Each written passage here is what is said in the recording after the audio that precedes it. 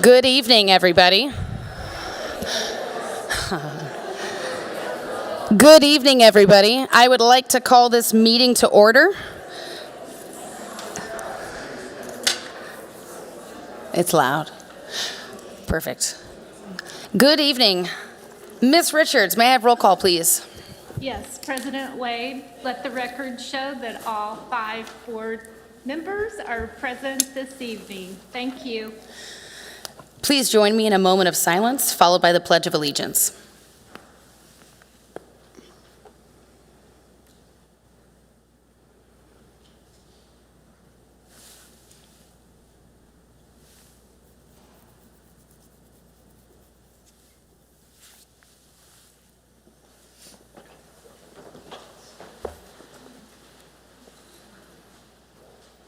I pledge allegiance to the flag of the United States of America and to the republic for which it stands, one nation, under God, indivisible, with liberty and justice for all.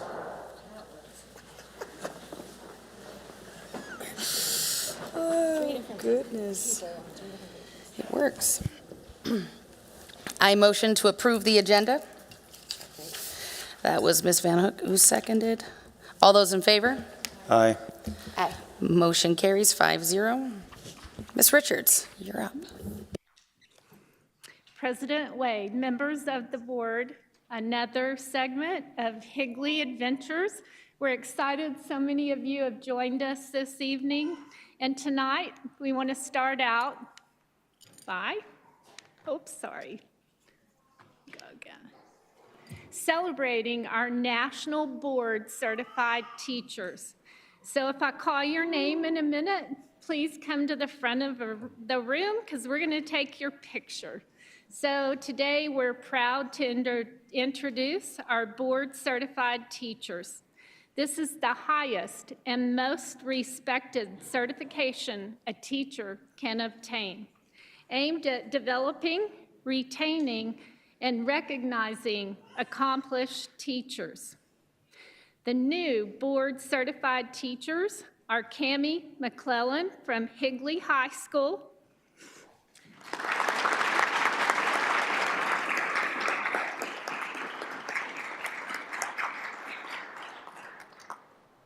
we also have Rachel Latham from Williamsfield High School,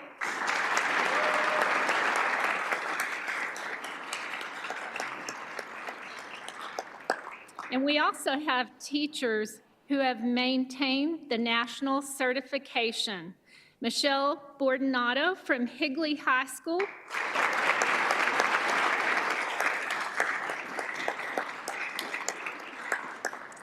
and Megan Spittler from Williamsfield High School.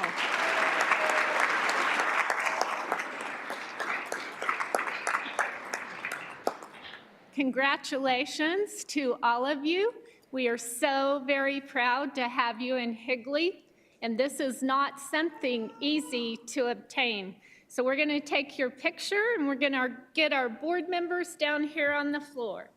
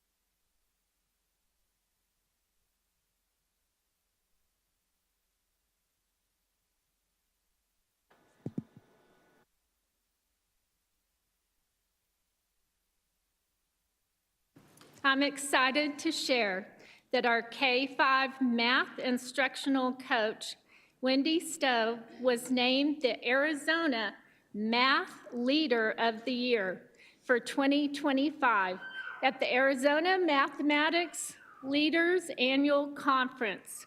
She was nominated by Chaparral's assistant principal, Mr. Pepper. This award is well-earned and deserved. Congratulations, Wendy. Thank you so much for everything you do for our teachers and, of course, our students. So if Wendy's out there.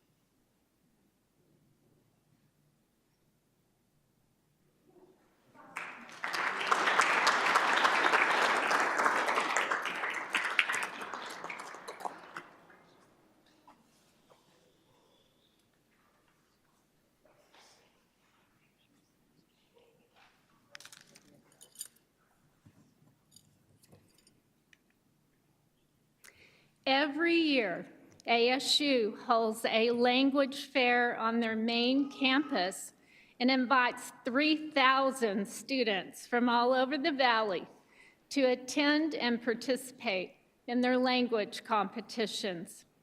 Higley High School students participated again this year in French, Spanish, and Mandarin. They amazed the ASU judges and won many awards. Some of the teachers that were able or are able to join us today are French teacher Muriel Inman and Spanish teachers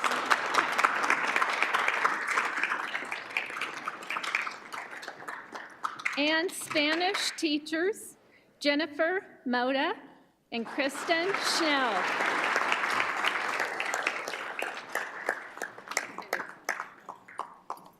And I got cut off from all the happy applause. Thank you, Kristen Snell, Wendy,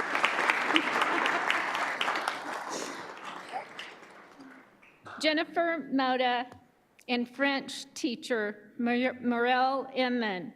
What an amazing group of educators we have in this room tonight, from languages to math teachers to everyone. So congratulations. Most importantly, do you have students in the audience? Students, will you come up and join your teachers?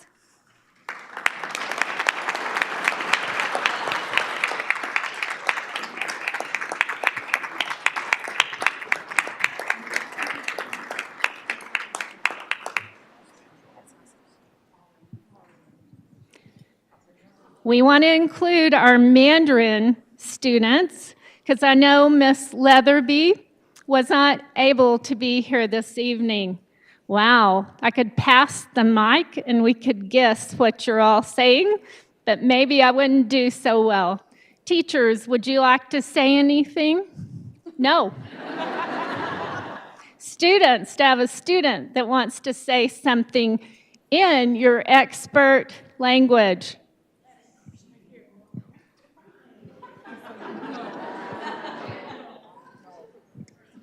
Hey, Carson, you're nominated. That's what I heard. 我们学语言学的这些学生都非常的感谢我们老师的支持，也感谢我们父母的支持。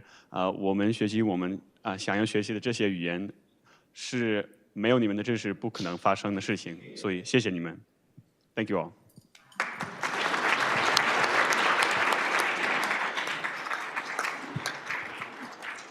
Everybody knows that's Mandarin. Any French? Here we go. Allez, Dani, tu dois faire un petit effort. Tu veux bien, s'il te plaît, dire 3 mots? Juste en français, personne ne comprend. Alors, je m'appelle Danilo et je parle le français. J'ai appris pour 4 années et j'ai une mère qui parle le français aussi.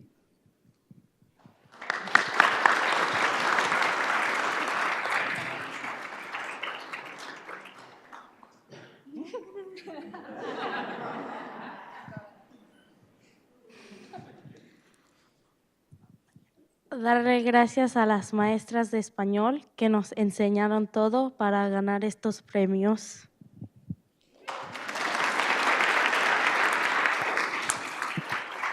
Good. Beautiful job. Talented students of Higley Unified School District. We applaud you. So we want to take a picture.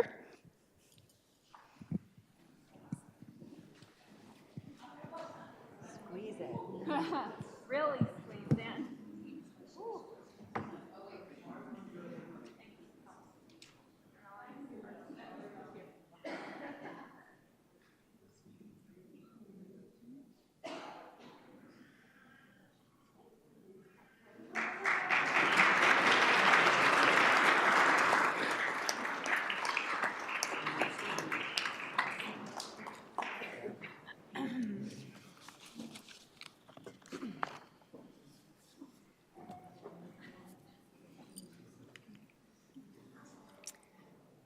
Here are French students, our Mandarin students, and I know Miss Leatherby wanted to be here. She was unable to join us, but she's celebrating with us. And next, we recently held our annual Spring Business and Community Partner Breakfast. This event is dedicated to building relationships with local businesses and community leaders. At this event, leaders gathered to focus on fostering college and career-ready scholars, which is part of HUSD's Portrait of a Graduate. The event featured insightful presentations from Gateway Elementary's No Excuses University program, Higley High and Williamsfield High School students showcased their skills through the career and technical education programs in both early childhood development and criminal justice. They even took people's fingerprints at the event. These presentations underscored the district's dedication to equipping students for their future. And we'd like to thank Public Relations and Marketing for all their hard work for this wonderful event. And I believe they were responsible for this video as well.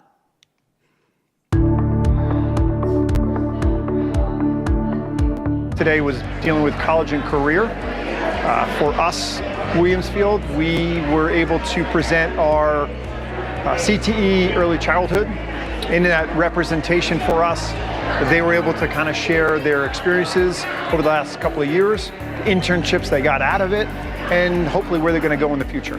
I think it's important to get career readiness in elementary school. And so I think we should integrate something where we do a mock career day where we have the students go in and interview at local small businesses and they kind of compete, and the students that get the most job offers win, and all the vendors would pool money so that we could give them $1,000, $2,000, $3,000 sponsorship that they can then take into their future. I think it's important for us as a district to make these connections with the community because there are things out there we don't even know.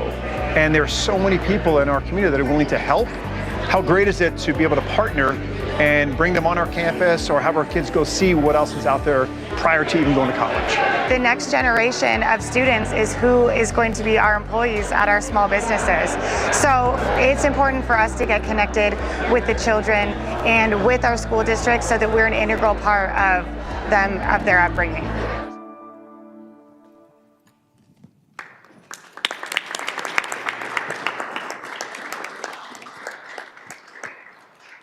So thank you, PR and marketing. Everything looks very professional, right? Every time. So next, we want to move to points of pride.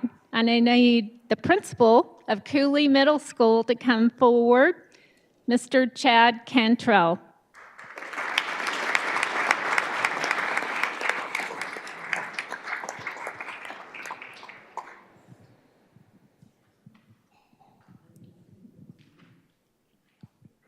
Sure, I got it already in order, so we should be okay. All right. All right, good evening, everybody. Thanks for being here to celebrate the Points of Pride for Cooley Middle School. Super excited to highlight some of the wonderful people who are on our campus. You know, it's always great and it's always hard deciding these things because you have so many wonderful people, but super excited to celebrate who we have. And I apologize, I'm not a great at memorizing things, so I'm going to be reading some notes as I go. But first up, I'd like to welcome our volunteer Point of Pride, Sam Sembrano.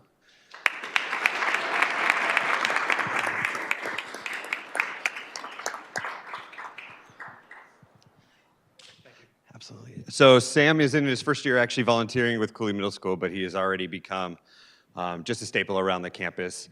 He's mostly supporting our English classes. Most days of the week, he's there for several hours, giving his time. And so we just really appreciate Sam. And I wanted to read something one of the teachers that he volunteers with wrote.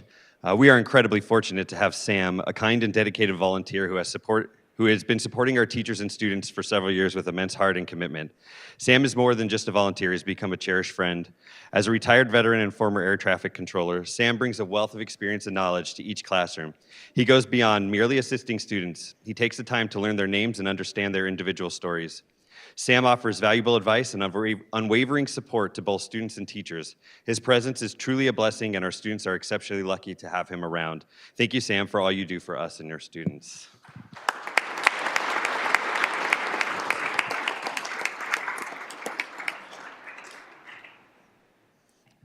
All right, next up, I'd like to have our classified employee, Mike Schlummer, come on up.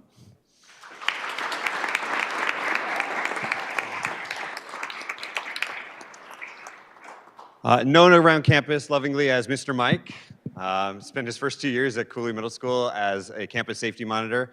Last year, approached our admin team and asked about moving into a classroom to become a paraprofessional, where he has been absolutely amazing. The teachers who work with him love having him in the classroom, but more importantly, the students even just adore Mr. Mike. He is just always have a smile, always a positive attitude every time he goes into class. The relationships he builds with our students each and every day allows him to make such a difference in each classroom that he's in. He does amazing things, tracking every day what each student he works with works on, what they needed that day, how he can support them the next day, literally in a notebook every single day. It's really amazing. And so we are just so happy and so proud to have Mr. Mike on campus, and so glad that he decided to move from campus safety into the classroom. So thank you, Mike.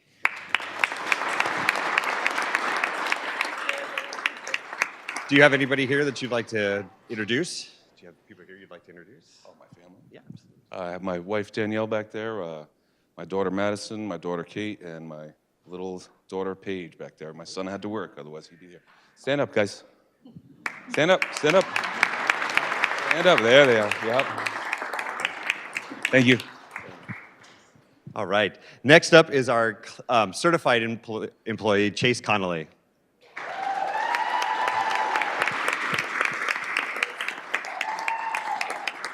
Mr. Connolly is a 7th grade math as well as geometry and a product of Williamsfield High School. He is one of the most beloved teachers on our campus. Tracy, go on. Mr. Connolly's inexhaustible work ethic is one to strive for. It's instilled in his students and carries over into other classrooms, clubs, and organizations throughout the Cooley campus. He has such a great effect. He has worked tirelessly to develop himself as an educator at Cooley, taking time to attend various professional developments, seeking out feedback from colleagues, coaches, and mentors, and being willing to step outside his comfort zone to experiment in new strategies. Mr. Connolly is always willing to take on a new task and challenge when asked. And this year, he took on geometry mid-year and has done an amazing job. The growth we've seen from our students on our benchmarks is just incredible. It's truly special what he's done in such a short time with them. He takes a lot of pride in the relationships he's cultivated with his students, and that's evident in his participation and attendance of school-wide events in support of his students. He's positive, and his calm demeanor and desire to be the best he can be is infectious, and we are absolutely lucky to call him a cougar. Thank you, Mr. Connolly. And last up is our student point of pride, Araceli Basillos.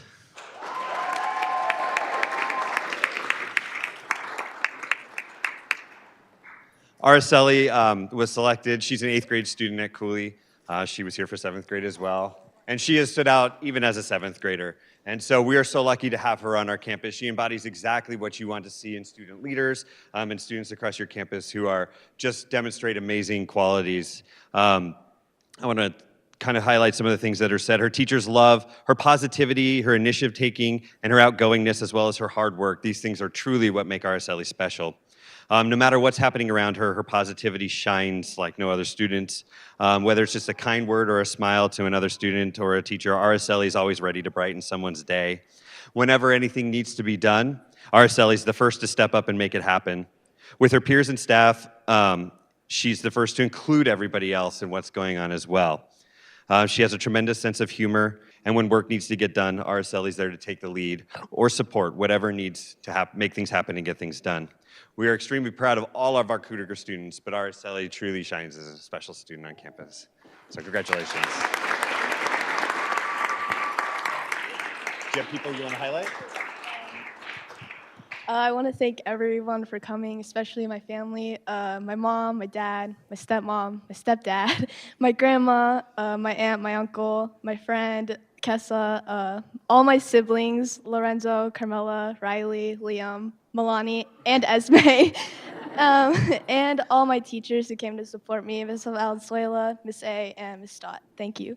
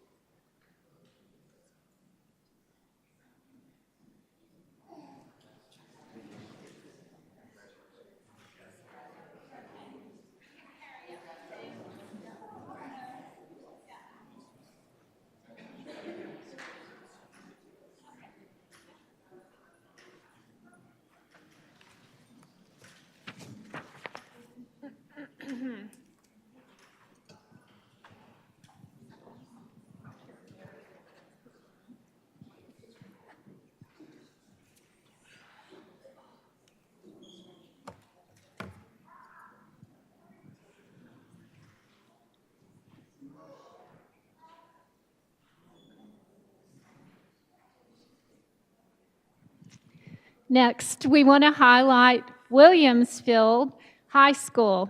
So Williamsfield administration, please come forward. Mr. Dolan.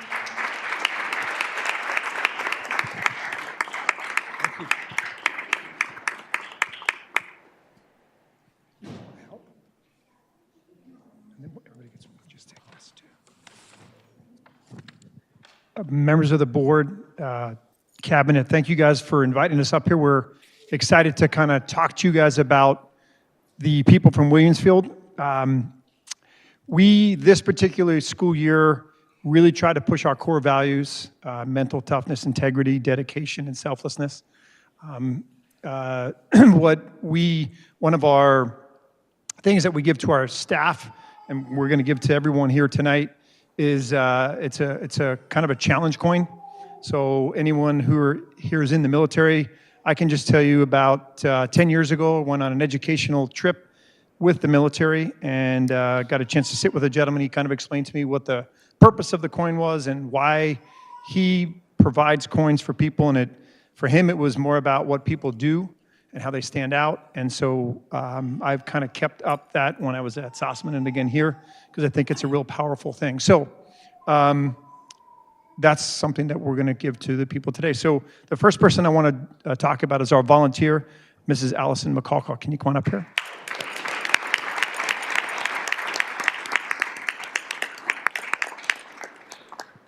Who's here with you? My husband, Richard, my daughter, Hannah, who is the class of 22 from Higley, and my son, Kyle, who is a current junior at Williamsfield. Who hit me in the face with a pie today? At Williamsfield, we don't have a PTO. There are programs that have boosters, but we are blessed with parents like Allison. She supports our football program, but our school overall. She has brought treats to our front office. She comes with me to business partner breakfasts and even contacts me when people may be on campus who don't belong on the weekend. She is just so valuable to us, so nice to us, and we appreciate you very, very much.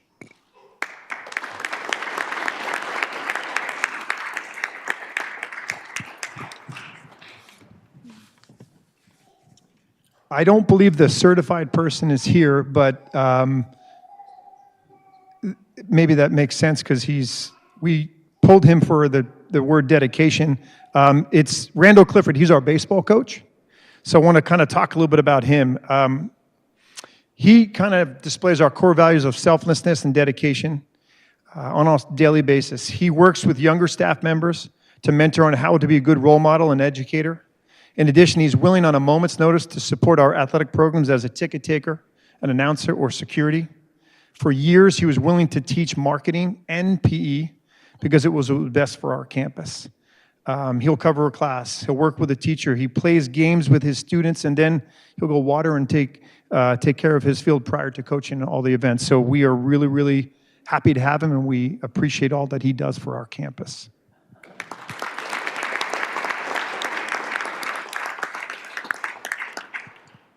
Our classified member is Gloria Euler. Why don't you come up here?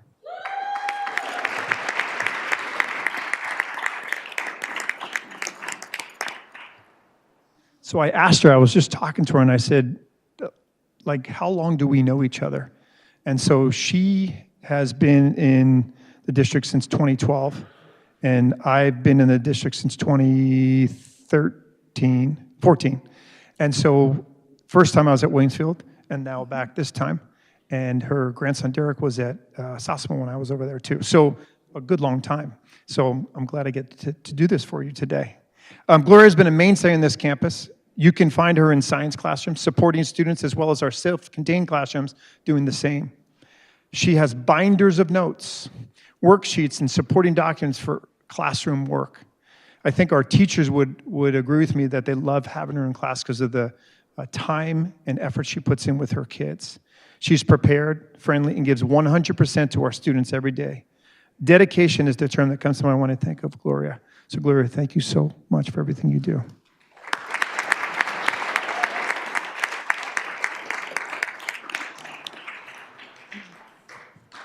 And last is our student. Oh, Gloria. Who's here with you? Oh, I'm sorry. My husband, Roger, my daughter, Dawn, and my grandsons, Zayden and Xander.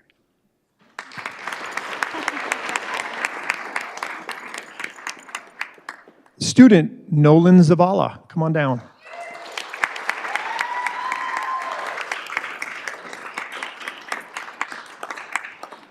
So I don't forget, who do you have with you? I have my wonderful parents, Natalie and Eric.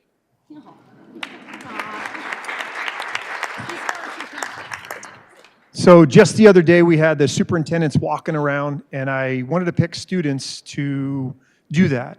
And we sat in a meeting, and as a staff, we were talking about people, and Ms. Lasorenza says, we got to have Nolan do that. And not only that, obviously be the student here, but for some of the reasons, he's kind, he's caring, he's knowledgeable, and he just epitomizes our students at Williamsfield that we're looking for. So Nolan, 11th grade student who works in our sports medicine program. He's everywhere supporting our classmates. He has been seen at games as a trainer. He's part of our cheering section in the Big Red Rage. And he'll also say hello whenever you see him. He works hard in the classroom and certainly shares our core values daily. I know he's injured right now, so he's not going to be playing baseball, but I know I was at a weekend tournament and he was there. So the fact that he's not playing but he's still there supporting is just says a lot about his character. So thank you, Nolan.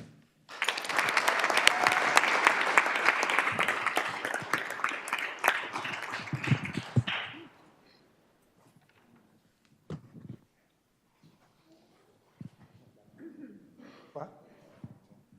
Who? The kids?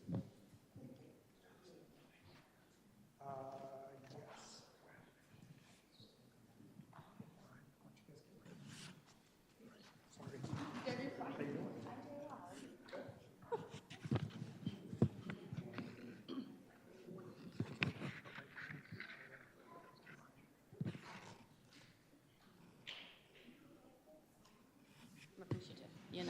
Come back. Good job.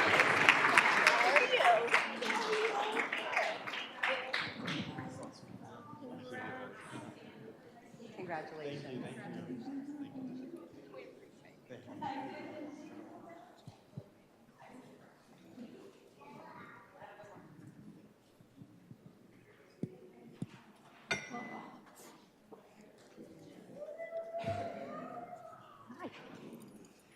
Perfect timing.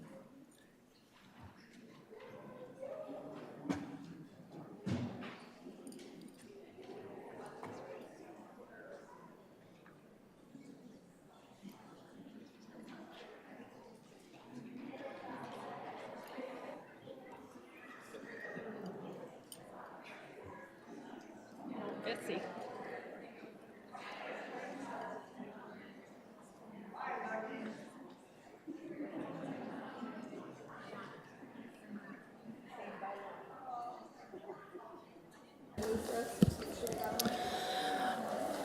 For those who are still here, because we have a new process, we are going to say for today, this is the last call for request to speak forms, since this is our first meeting of doing it in a new fashion.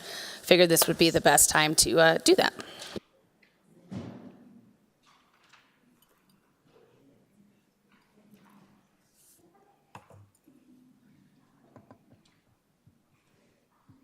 President Wade, are you ready? Upcoming events. Everybody knows what happens next week. It's called spring break.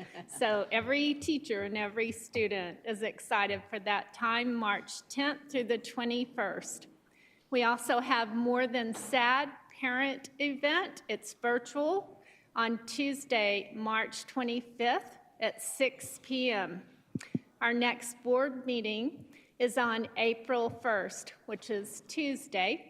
And remember, it starts at 5:30, where we do our celebrations, and the regular board meeting starts at 6 p.m.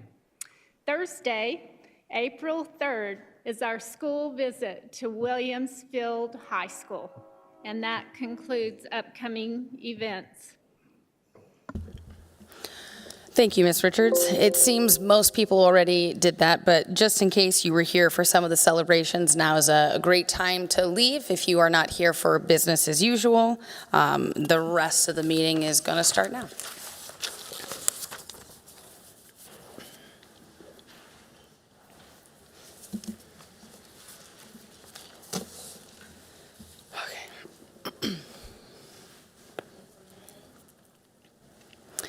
Next on the agenda are the requests to speak, so please play the video. We value input from our constituents. This time on our agenda has been set aside for anyone from the audience who wishes to address the board. Those that wish to speak should have filled out speaker cards, which are due prior to the start of our meeting. Members of the board may not discuss, comment, or take action on matters raised that are not specifically identified on the agenda. Therefore, pursuant to ARS 38-431.01I, action taken as a result of public comment will be limited to directing staff to study the matter, responding to any criticism, or scheduling the matter for further consideration and decision at a later date. Also, we ask that audience members practice proper public meeting decorum, refraining from either negative or positive responses, including clapping or verbal outbursts, to ensure fairness to all points of view. Those that refuse to follow these rules may be asked to leave.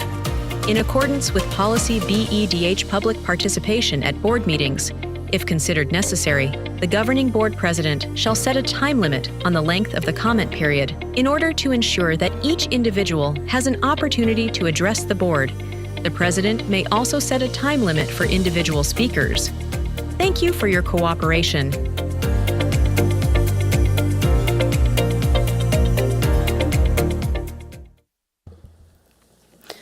First up, we have Jessica Campuzano.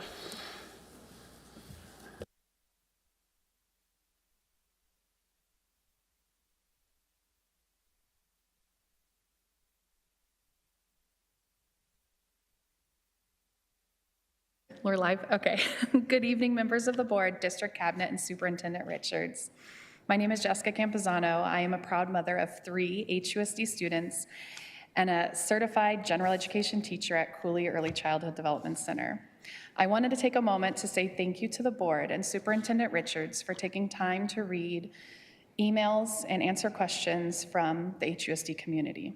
I wanted to publicly give a gratitude shout out to Mr. Moore, our CFO. Mr. Moore, you have shown your continued commitment to your HUSD community time and time again. Mr. Moore, your time, communication with HUSD community should be looked at as standard of practice. You excel in this area. And I want to say thank you for valuing staff and teachers. You are an anchor for HUSD. Thank you for continuing this essential work. As I'm looking forward to the 2026-2027 school year, I'm eager to welcome our newest learners. Giving a little plug, we will be hosting our spring open house April 22nd at Cooley Early Childhood Development Center. If you have a 3 or 4-year-old, it would be our pleasure to welcome them into our school family and provide your young learner with essential school readiness skills needed before kindergarten. Governing Board, I thank you for allowing me this time to speak.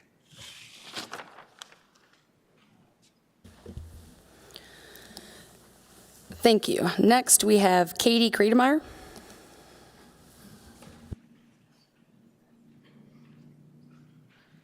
Hi there. My name is Katie Kriedemeyer. I'm a parent to 3 children at Santan Elementary and the member of a Santan PTO board.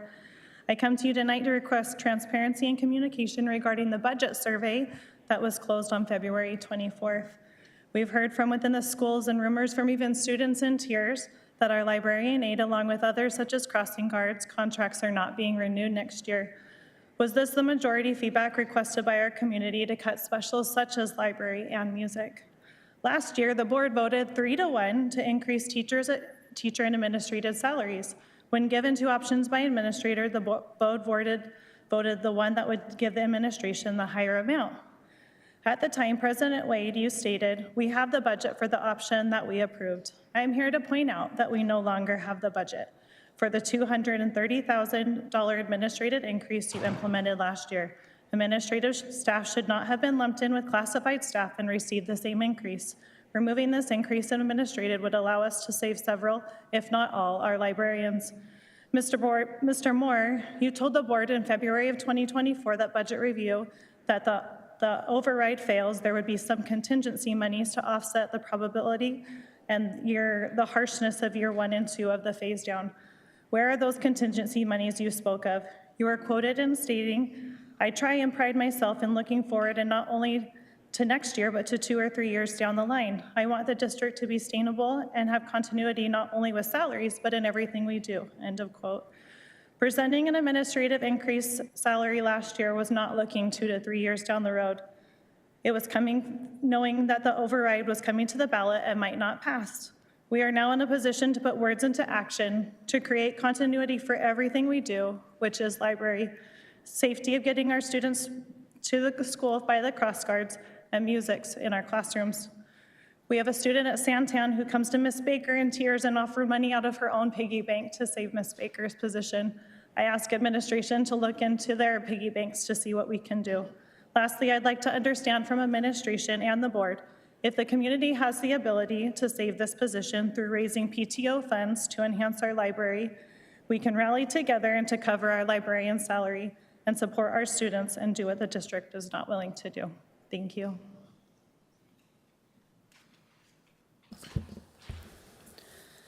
Thank you. Next, we have Kim Jackson. Board members, it's essential that we carefully assess our current budget and spending, as the financial decisions we make today will shape the future of our district. The raises authorized last year by some current board members of this board should have never been approved, given that we did not have the necessary funds allocated to sustain them beyond 1 year. Board Member Wade was quoted in the Gilbert Sun-Times News on March 29th, 2024, stating, quote, "We have the budget for the option that we just approved," unquote. However, according to the CFO, we are now having to cut jobs because the district does not have the budget to sustain certain positions. This contradiction raises serious concerns about how our financial planning and priorities are happening. To address this, I strongly recommend rescinding these raises at the administrative level, if not entirely, at least by 1 or 2%. Is it true that the CFO just informed some preschool staff that they will be taking, if my math is correct, a 15% cut next year? No one party or area in the district should be asked to make a financial sacrifice such as a salary reduction. Admin at district need to help offset monies too. Redirecting these funds could help preserve the jobs and contracts of our teachers and even reinstate some of our librarians who have been notified that their contracts will not be renewed for next school year. Additionally, I urge the board to implement an immediate freeze on district-funded travel expenses. Over the last 2 years, the district has spent $500,000 annually on travel. Total, that's $1 million. By pausing non-essential spending, we can reallocate those funds to save critical positions. Board members, your responsibility is to prioritize the needs of the students and educators by advising district administration on how to do so effectively. I ask the board to take immediate action to ensure our budget reflects these priorities. To close, I want to express my gratitude for Ms. Montello at Sossaman Middle School. She took the time to handwrite a letter and mail it to my home, expressing her appreciation for my child who is her student. I deeply appreciate the effort she made to recognize and encourage him. We are fortunate to have such dedicated educators in our district, such as Ms. Montello. Thank you. Thank you. Next, we have Kathleen Richards.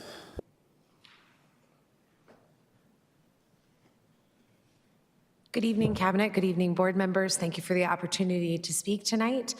First of all, I just wanted to thank you all in looking at the agenda for the superintendent selection. I think that we really need a champion for our school district, and I'm really excited to see the direction, as I know much of our district was rooting very much for Big Lots, was it? And we look forward to seeing what he brings to the table and the energy that comes from that. I also wanted to thank the cabinet for putting together the forum, I believe it was last week. This month suddenly feels, well, it's March. Anyway, I wanted to thank you all for putting together the forum to discuss the survey that went out regarding things that could potentially find themselves on the chopping block due to the lack of passing of the override on last year's ballot measure. It was eye-opening for a lot of families, I believe, who were able to attend. Should the district hold another one of those, I would definitely recommend attending. While there were a lot of really new faces and some familiar faces, it was a wonderful opportunity for clarification on things in terms of what the district intention is with these cuts that will be necessary, as well as what investigations have gone forward to lead to the choices that are being made. There is a lot of information that's available to families with just a quick ask or email, or just taking a look through our website that has been so nicely redesigned this year. So there are a lot of ways that you can check up on that, but having that opportunity for community, for individuals to come together who don't all reside in the same bubble, especially in the elementary areas where you just tend to sort of stick to your area for 7 years before you end up thrown into the middle school pot. It was great to be able to meet those families, talk to them, and help them better understand how we got to where we are today and what we can do going forward. One of the things that the families brought up over and over again is how much they appreciate the teachers that they have, how much they want to keep those things, the things that make Higley special, like our specials, like the selection of classes that we have at the high school, like our dual language programs, et cetera, and how is it best that we can protect those things. One of the things that came up was the fact that parents can be cheerleaders for our district. I think we all know that we use word of mouth to find a doctor, a dentist, you name it. We're asking a neighbor, a friend, our community, and our community really needs to come together at this moment, including everyone in this space, to be the champion that Higley needs and to go out and speak positively about what we do really well and to speak positively about what we can change, because nowhere is perfect. Thank you guys so much. Thank you. Next, we have Barbara Summers.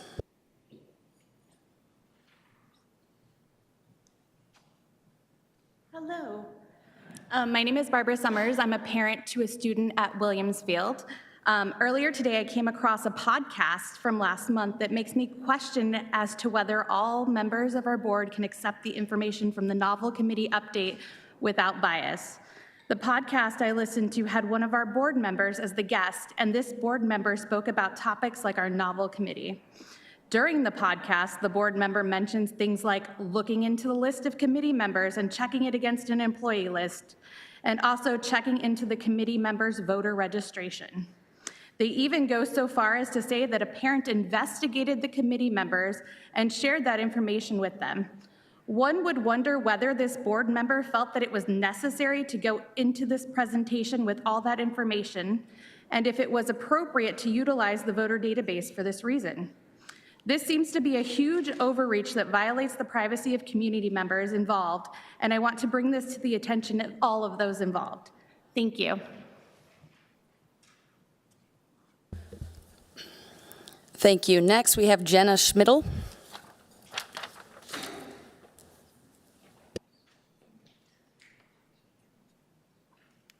Good evening, Higley community. Wo jiao shi jia na, hen gao xing ren shini. My name is Gina Schmidl. It is nice to meet you.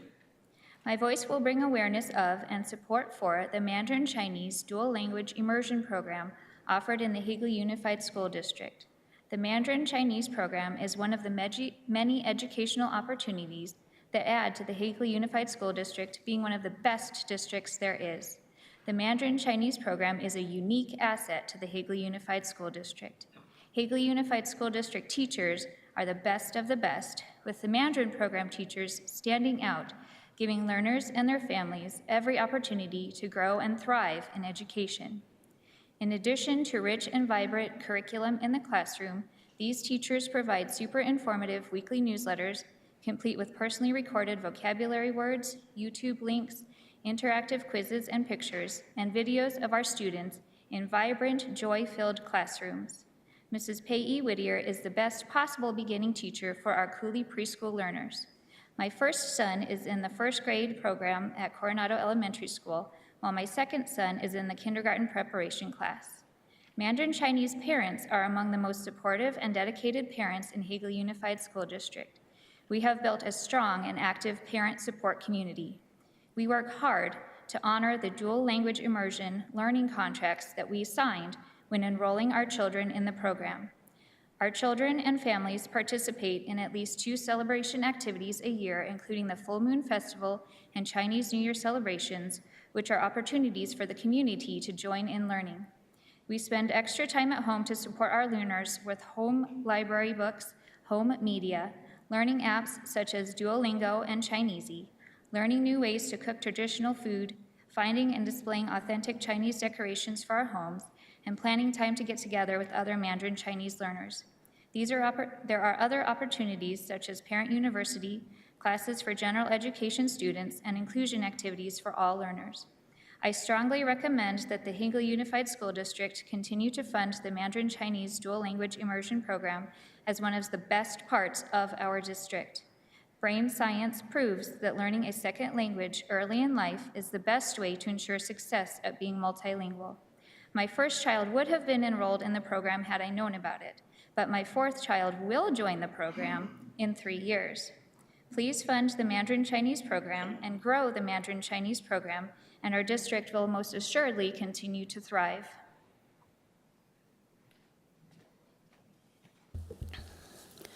Thank you. Next, we have Mindy Brocker.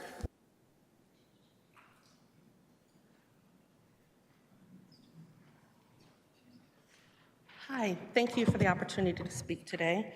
I am a district parent. I have 3 kids in our district, and I recognize that we have great freedoms.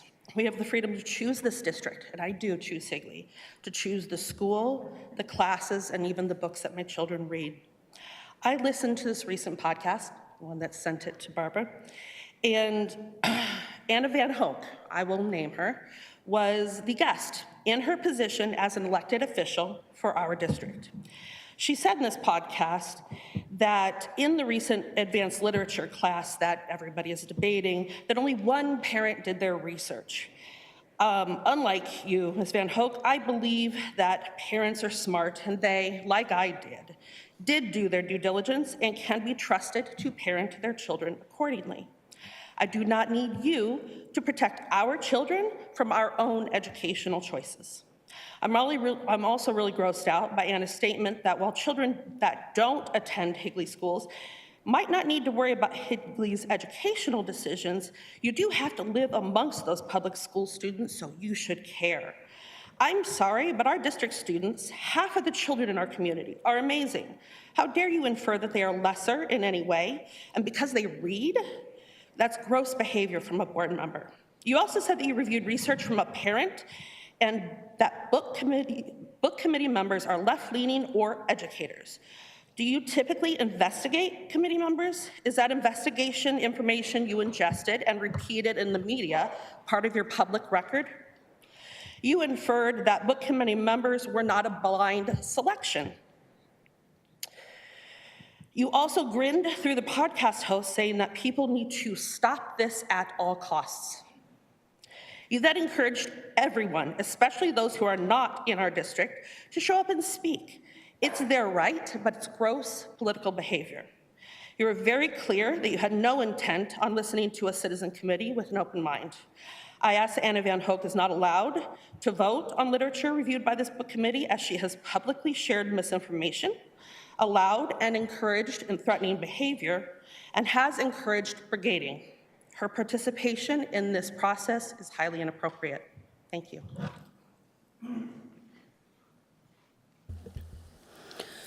Thank you. Next, we have Jessica D'Ambrosio.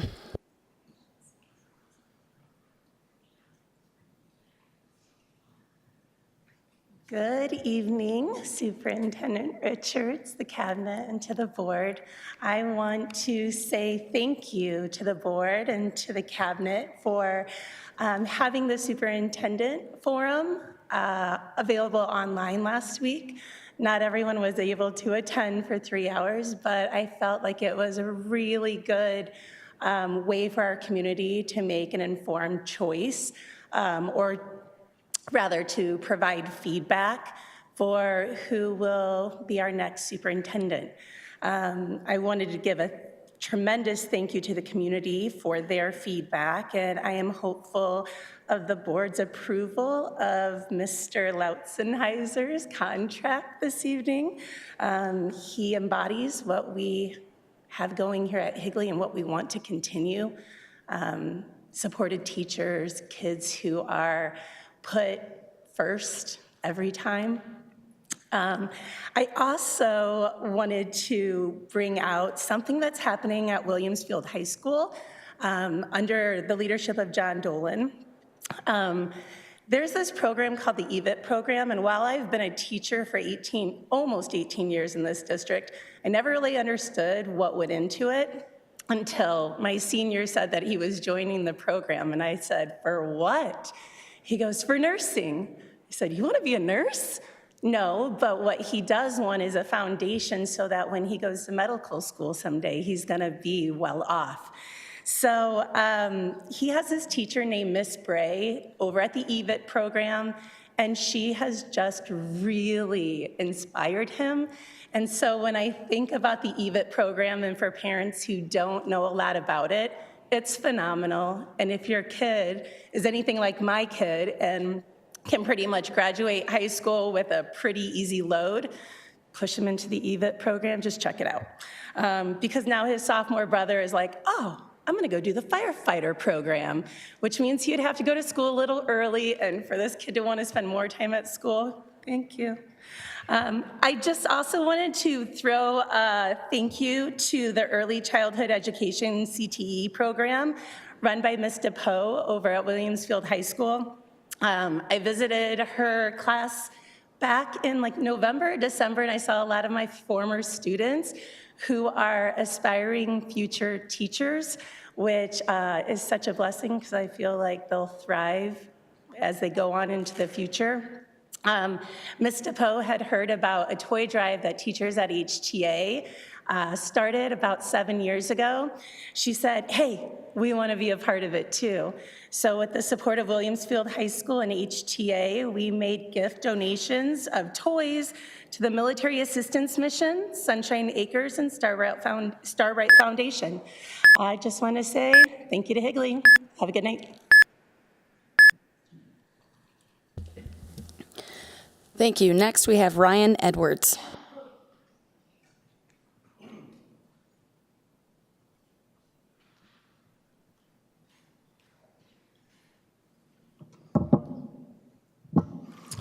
Good evening, and honored to be here with the board and everyone present. My name is Ryan Edwards. I'm a Gilbert resident. I'm a husband, father, Arizona native. I'm also a former teacher and administrator in the Gilbert Public School District of 10 years, and currently a 21-year employee of the Mahoney Group in Mesa, Arizona, and I lead the Educational Institutions Commercial Insurance Division. I live just outside of the district in the Gilbert Public Schools District. From 2012 to 2019, I had the great honor of serving the district as the AIR to the trust that insures the district. During that time, at the end of that time period, we found some discrepancies in some of the coverages and items that were being handled by the district. As an AIR, you are given the task to completely review and go over everything that's being covered by them and being offered to you. We saw some things that were alarming, and so we set out to make them aware of that. We did. There were some adjustments made, but year over year, those things stayed. And so the decision was made in 2018 to take a closer look. And so we went out and did a 2 to 3 year case study of your district with all the major carriers around the United States. That brought some amazing results. We ended up, the district ended up going to RFP. We responded to that RFP. We won the contract, and we insured the district for the next 2 years at an annual savings of roughly $350,000, which we were very proud to do. Then in 2021, as a result of a shakeup in leadership, some other relationships with people that came in that had relationships with the trust, the account went back to the trust. They dropped their rates by $250,000 in order to try to win back the business, but we're still about $100,000 high. We were disappointed because of all the great work that we had done and close relationships we had built with the district. But nevertheless, we stepped back and let the trust carry on. I've been following the budget constraints, and it pains me to know that the commercial insurance is a piece of that pie. And so as I've watched that over the last months, I couldn't help but think, you know, why not start that discussion again, and why not look at that closely again? There's tremendous savings to be had for the district to be covered adequately and appropriately that would bring thousands of dollars back into the budget and back to Higley for the students. As a former teacher and administrator, I know how important this is. I can send the full case study to you in the morning of this week if you'd like to read it again. So I'm sure it's on file here at the district. And we'd be honored to open that discussion and bring about those savings again and duplicate our efforts to the benefit of Higley Unified School District for the coming year. Thank you.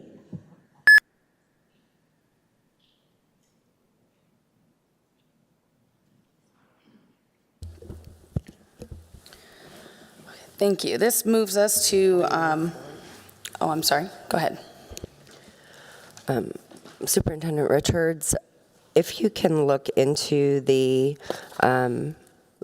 one of the speakers mentioned PTO funds possibly assisting with a librarian. I'm not sure what the ask was, but if you can look into that, please. If PTO funds, is that what you said? Could be used? I think that's what was mentioned. And I would like to make a comment regarding public comment. Barbara and Mindy, your obsession with me is quite concerning. I know you hate that I have a First Amendment right, and that's too bad. I'm not going anywhere.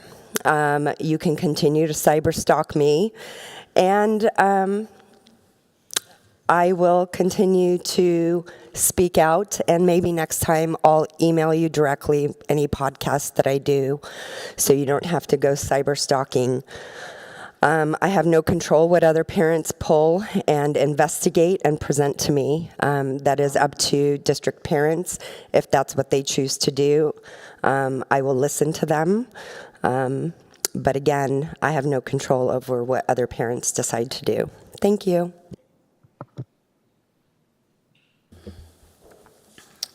This moves us to item 5.1, selection of superintendent of Higley Unified School District starting July 1, 2025, contingent upon negotiation and board approval of an employment contract. Are there any questions, comments, or concerns before I make the motion? Do you want to make a comment? Is that what that is? If it's about this, you want to do it now before the motion? Okay, great. I motion to recommend selecting David Lotzenheiser as superintendent of Higley Unified School District effective July 1, 2025, contingent upon negotiation and board approval of an employment contract. Second. Mr. Glover seconded. All those in favor? Aye. Aye. All those opposed? Nay. Motion carries 3-2. Mr. Lotzenheiser, would you like to say a few words? Yes, I would. Thank you.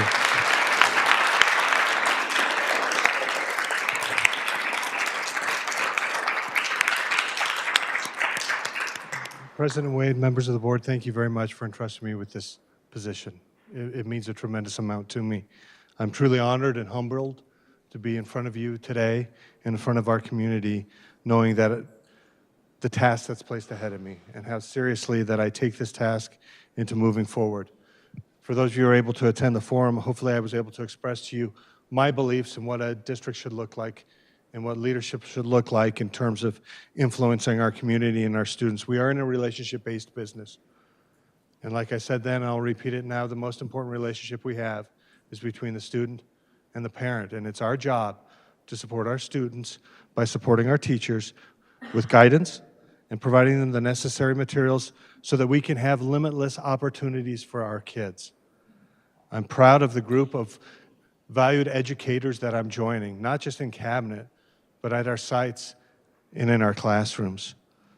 You know, Higley, we're really, really proud of what we do, and I don't think we shout it from the rooftops enough. We're an A district. We have A+ schools. We're very, very, very successful when we do. Do we have things to fix? Absolutely. There's never an organization that can't look at themselves and say, there are things that we can do better at, 100%. And so I'm so excited that I get to join a new team, honestly. I get to team with the 5 of you up there, and with me it makes 6, and now we're a team that's going to help lead and provide the vision of what we want our district to be. And I'm a team with all of the educators out here. And as I look at the opportunities that we have some challenges in front of you. Yeah, absolutely we do. We all know them. Hey, but together, we can overcome this. Together, we have the expertise in the room to be able to make the right decisions that are going to support our kids. Because we're all here for the same reason.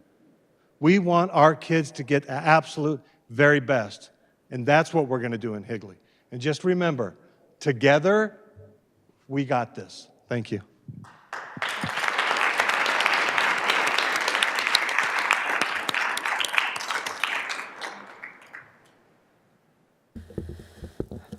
Thank you, Mr. Lotzenheiser.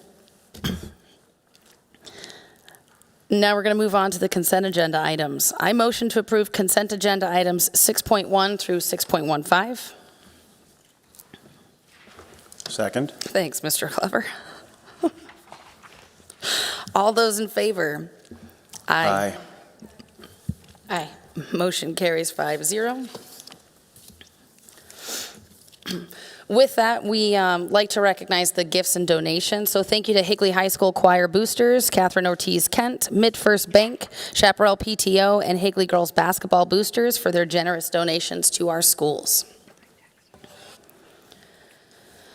At this time, we move on to information items. We're at 7.1, Novel and Supplemental Committee Update. Ms. Davis, that is you. Good evening, Governing Board. I am here today to bring forward our recommendations for the Pre-K-12 Supplemental Committee and the 6th through 12th grade Novel Committee. The goals of today's session is to review our state statute and board policy, review our district definition of supplemental materials and novels, and then to also go through our process for the selection and use of the supplemental materials and novels. And then I will walk through the recommendations for each of those two committees and the next steps from there. So on the screen, whoa, I went too far. On the screen, you'll see the state statute 721 rather, that guided the work, the district policies that also guided our work, and then two related policies as well.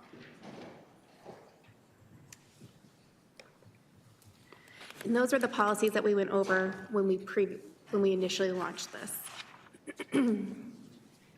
We have two main definitions for this work, that being our supplementary materials, are instructional materials that are outside of the district adopted curriculum that the district, site, department, or grade require for use for all students.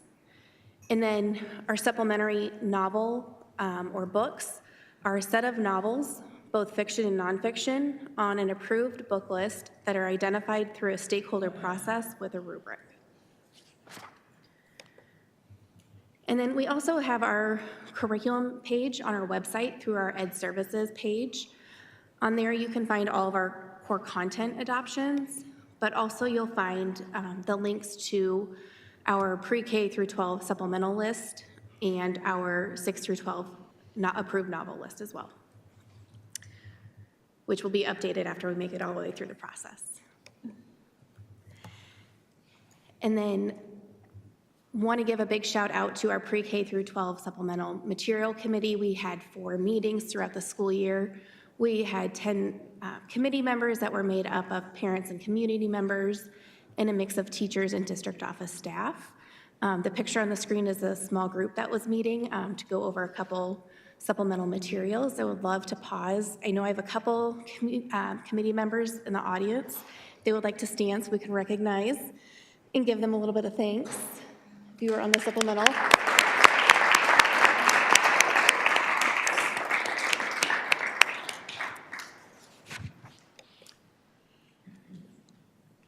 For being able to review the supplemental materials, teachers and administrators were able to propose a new material that they would like us to review throughout the year. Parents and teachers, community members were also able to submit a request of the previous or our current list as well if they would like something reviewed that's currently on the list. And then we would take it through the process of the larger group would meet, we would introduce each of the items, go into small groups. So the small group would be assigned the supplemental material. They would review it independently and evaluate it using a rubric. The rubric would include, or does include, judging, is it meeting the standards? Is it grade appropriate? Does it have educational value? And is there any sensitive content in there? And then we would come together as, for our committee meeting, when in those small groups they would discuss that instructional material and make a small group recommendation. So each small group would meet and then we would come back whole group and they would do a presentation on that material and share any positives, concerns, and then their recommendation on that material. And as a whole committee, they would vote yes or no on that recommendation. So what we have for you today is that completed list of recommendations. So on the screen, I have for you the 6 supplemental materials that were put forward this year for request. I have 2 that were not recommended, given the criteria in the rubric for standards, educational value, and if they're meeting the standards, and even the value of who's putting forward the author of that material. So we have the K-3 structured literacy curriculum by Primary Bliss. In Borson math hands-on equations and fractions, those were not recommended by the committee to move forward. And then Who's Reading was recommended for K-6 students. ST Math was recommended for K-8 students. Birdsea TV was recommended for K-6 students. And ESGI was recommended for K-6 students for formative assessments only. And then I do want to note that these are site-based purchases.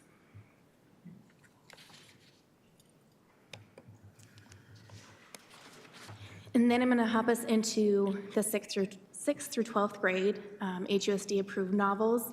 And just a reminder of the expectations that we set forward beginning of the year, that all of our teachers have to communicate with the families at least 2 weeks prior to teaching the novel, that a novel will be used for instruction. That can be done on their website and newsletter.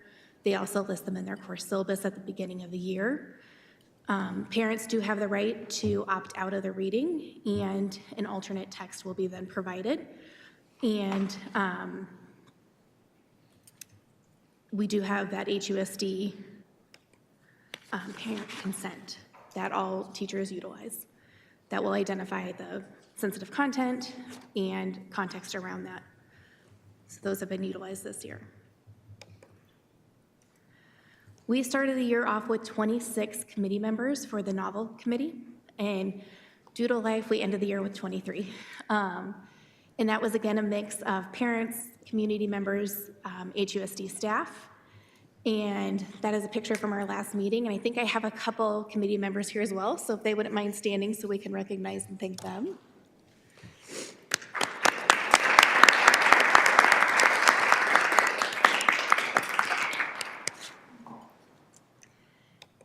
And we did meet, we were scheduled to meet 5 times this year, but ended up meeting 4.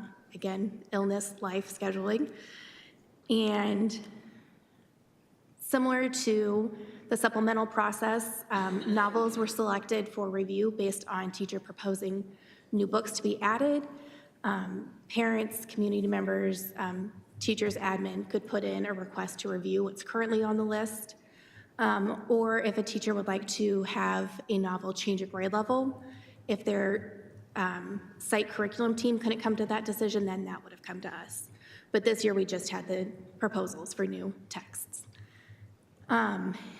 Again, similar to that supplemental material process, we did the small groups. So each small group was assigned a proposed novel. They would read it independently and score up using the rubric.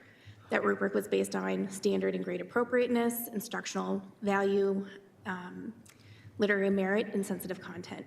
And then they would come back together and meet. So the whole committee would come back together, meet in the small groups to discuss their novel, come up with the positives and the concerns, and then make their small group recommendation. And then as a whole group, they would share out their presentation and recommendation, and then they would vote yes or no on that recommendation. So that is the list I have for you today. And also during that recommendation, they would name if that would require a permission slip based on those content areas. Things that we considered with our novels, again, that alignment to standards, grade appropriateness, statute ARS 15120.03, ensuring that the committee was comfortable moving forward with it, that all voices were heard, and that whatever those concerns were noted in our presentations that they were completing at the time. So with that, I'm not going to read all these novels out loud to you. I'm going to pause and have it on the screen so you guys can review them. These are our final recommendations for novels that do not require a permission slip.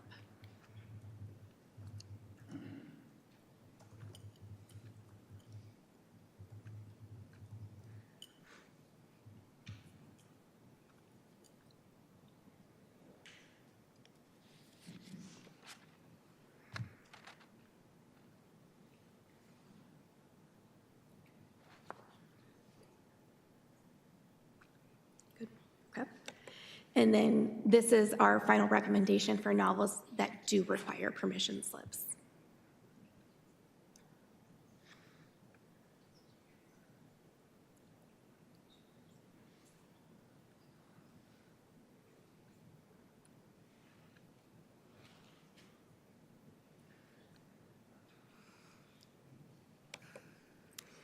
So next up, so today we're in our first read, so bringing it to you guys to get the information, and it also activates our 60-day review for the public. And with that, our committee page, so from the community website off of HUSD, we have a committee page that has been kept current with everything that's been happening. It was updated today to reflect the recommendations for both the supplemental and the novel recommendations, and it also includes a feedback form for each of them. So if a community member, teacher, whoever would like to go and provide feedback, they would click the right form, and then they would identify which material they are reviewing, and then answer the questions that are there. There's 10 questions total for each form. And then we will use that, the feedback from there we'll synthesize the information, give it to you all, and it will also help evaluate any other concerns that might be brought up by the community. And then we'll come back May 13th for the final or the approval vote. So that is where we are from there. Ms. Davis, are you going to have these forms available on paper? Okay. I meant to turn my page and I turned my microphone off. Yes, we will have printed copies as well of each feedback form available at the front desk. So if somebody is more comfortable with the paper feedback form, that will be available. Do you have any? Madam President, is it okay to ask questions? May I? So thank you for all of that. I understand I've been teaching in this area, well, for a really long time. I understand it's a conservative community. I understand that we have people who opt out. I'm fine with that. Hopefully it's not too often. The only question I had was on page 9. I have racked my brain to try to understand how one could make this happen. So either maybe you could explain, or maybe I'm misunderstanding, but it says teachers are expected to have an alternate text for all novels assigned in the classroom, along with teaching plans for including all students in classroom novel discussions. I don't know how one could do that. If you're talking about character development, those kids that aren't supposed to hear those things are going to hear naturally some things. So what, could you just explain, or maybe I'm dumb? No, not at all. Thank you for your question. So parents can indicate if they would like their student to go to an alternate location. And then if that is the case, then that instance would occur, that there would be alternate lesson available for them to how they would respond to that alternate text. No, I get, but it says for including all students in classroom novel discussions. How could they be included if they're not? So they would have an alternate assignment. But they wouldn't be in the room. They would. Okay, that's not the way I read this. So they could still be in the room for the discussion if the parent is okay with them remaining in the room. Okay, maybe that needs a little bit extra added to it, I think, maybe, because I misread that or misunderstood. Go ahead. Correct me if I'm wrong. I believe sometimes the novels that are read, the discussion is more global, for lack of a better word, for themes, not specifics. And that might be a case where they would potentially remain in the room. So. All right, but it says that it says including them all. I read that says all the time, and I just see that would be problematic because they would be exposed to things that they're trying to not be exposed to. So I'm married to an English teacher, so we had some healthy debate on this one. President Anderson, Board Member Glover. So based on my understanding from last time this was discussed, unfortunately, those kids are having to leave the room and self-educate in a different room, which is really unfortunate. But I would like to say, I'm going to read a statement that I wrote regarding this. There's been a lot of misinformation out there, including a recent AZ Central article that was put out, and I want to clarify some things. This law passed in 2022, and the district did not implement this law for 2 years. And parents were given a syllabus with list of book titles without an explanation of their content for 2 years. The last parent who spoke about his child being given the book never got a permission slip before his child was given the book. So there was a violation of not only his parental rights, but also the district violated the statute. Meanwhile, the novel committee, made up of approximately 25 members, and I understand some members resigned due to conflicts, is only relying on a recommendation of just 3 to 4 people who are actually reading the book. And if you can confirm that after my statement, I'd appreciate that. If those few individuals don't raise concerns about a book, the rest of the committee remains unaware of any issues. It's my understanding that every book has been approved unanimously without a single dissenting vote, even when explicit and inappropriate content for minors was openly acknowledged.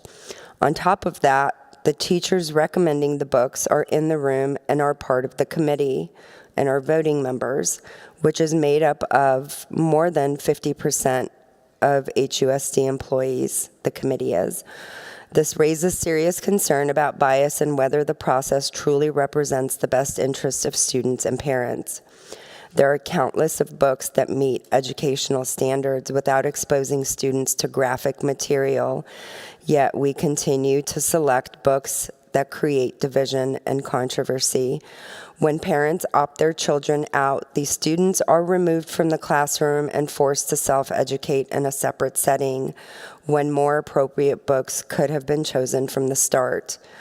Let me be clear, adults are introducing this content to minors, and if this happens outside of a school setting, it would be completely unacceptable. Why are we normalizing exposure to sex, sodomy, rape, drug use, masturbation, and bestiality in a school environment? The argument that these are college-level courses is irrelevant. These students are still minors. It is deeply troubling that educators are making these selections and that administration continues to allow it. If alternative novels exist, why aren't we using them? That way, a child does not have to leave the room and could be in their educational environment. We have laws that say that we can't do things in a classroom that disrupts the educational environment, but here we are doing it. And from my understanding, even colleges aren't assigning such books. We should be focusing on education, not exposing minors to inappropriate, divisive, and harmful content. If we really want to keep and attract students, something needs to change. Yet this committee has approved every single book, and every one of them requires a permission slip. That's an absolute disappointment. You can't say we care about increasing enrollment while making decisions that drives families away. And I just hope that we can make some changes to reverse that, because that has caused our district a lot of harm financially. Thank you. President Wade, I know that there's a lot of parents who are very proactive on what their children are exposed to. Obviously, there's a lot of apps out there and all kinds of things in order to kind of prevent certain situations. And I just really don't think that this is wise. I think that overall, if we could figure out less of a mature rating of books that suffice the state standard, I really think that would be wonderful and would accommodate a lot more people. And also not be a burden on the teachers. The teachers are going to have to manage the students now and who can go in there and who cannot. And then potentially you have the risk of certain conversations coming up in that class. And so I don't think that we need to necessarily go there. And there's summers, there's weekends that parents can decide which books are more appropriate, more one-on-one adult topics that they can take on with their kids. But overall, I don't think this is a necessity in this kind of situation. Thank you. Thank you, Madam President. I just want to, I have to go home to my wife, who I said is an English teacher. And I just want to say, so when she has had to send people out, it's not, they're not self-educating. She had to also prepare lessons and check in and do some of the same things. It's a lot of extra work for her as well, I agree. But also, this is a good time to mention, I think, well, it's probably not, but so you can let me know it's not. You know, the things these kids carry around in their pockets and the iPads and things like that we give them. As a current sixth grade teacher, just if we're talking about these things, just be aware. Your kids are on a lot more things than you think that they are. I was surprised. I'm shocked, honestly, about some of the things that they're exposed to. So this can also be just a good reminder to keep an eye on your young children, especially, because the internet is the Wild West, and we can't control what's in their pocket on their cell phone. We can't. We can try on devices, but anyway, it's a good reminder. Just watch out for your youngsters. President Wayne, I just would like to clarify a couple of items. Overwhelmingly, the majority of the committee read all of the novels, and each of the small groups had 5 to 6 committee members on them, so it wasn't 3 to 4 that were reading them and making the decision for the whole committee. And the whole point of the small group was so that they could come up with the positives and concerns of the novels. And I have to say it was endearing how much the whole committee dug into not only the positives, but the concerns of the text, and hearing the parents and the teachers talk about what concerns are in that book, and the parents talk about what was an issue and what was a non-issue for them. We had a representative group across the district that dug in to this committee and talk about what was their value at home and what was a value in education for them. And that came across in every single committee meeting. And in the end, we did actually have more parent committee members than we did HUSD members. I will say only by 1, but it was still, we still had more parents there. And even when a concern was brought up, it was taken very seriously. It wasn't just, well, that's okay, we'll permission slip it. It was, no, is this a book that kids need to have in their hands, or is there already a book on our list that does that job? There was something else, maybe it was, Board Member Glover, to your point about the lesson plan if they are leaving the classroom, yes, if the parent has asked that they not be in the room for a discussion, the teacher is planning an alternate lesson for them outside of the classroom and doing extra touch points with that student as well, so they are not just self-educating. That is not a thing that we do here at Higley. So just want to touch point on those. President Wade, so the parent from earlier this school year, he had mentioned that his child was given extra work when having to leave the classroom. It wasn't equivalent to what the rest of the class was doing, that it just seemed like it was much more work that his child had to do, and felt like it was kind of a punishment for opting out of a specific book. So I want to ensure that these kids aren't, in fact, being given extra work when they're opting out. And how many books were rejected out of all the books? No books. Okay. So it was brought up, concerns were brought up, and yet they were all passed unanimously. Correct. Yeah, very, very disappointing. And then as far as kids having a lot of stuff on their phones, I get that. But the fact that this stuff is given by schools is the inappropriate part. We shouldn't be the one giving children, minors, this type of information in a school setting.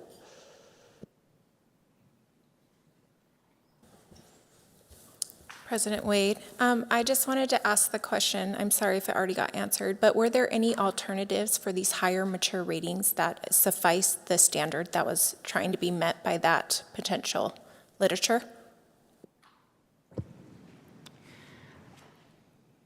Are you asking, did we name alternates to go with these?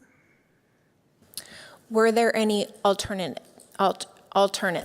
like any other options that suffice the same standard that you guys were trying to achieve by that book, by that literature?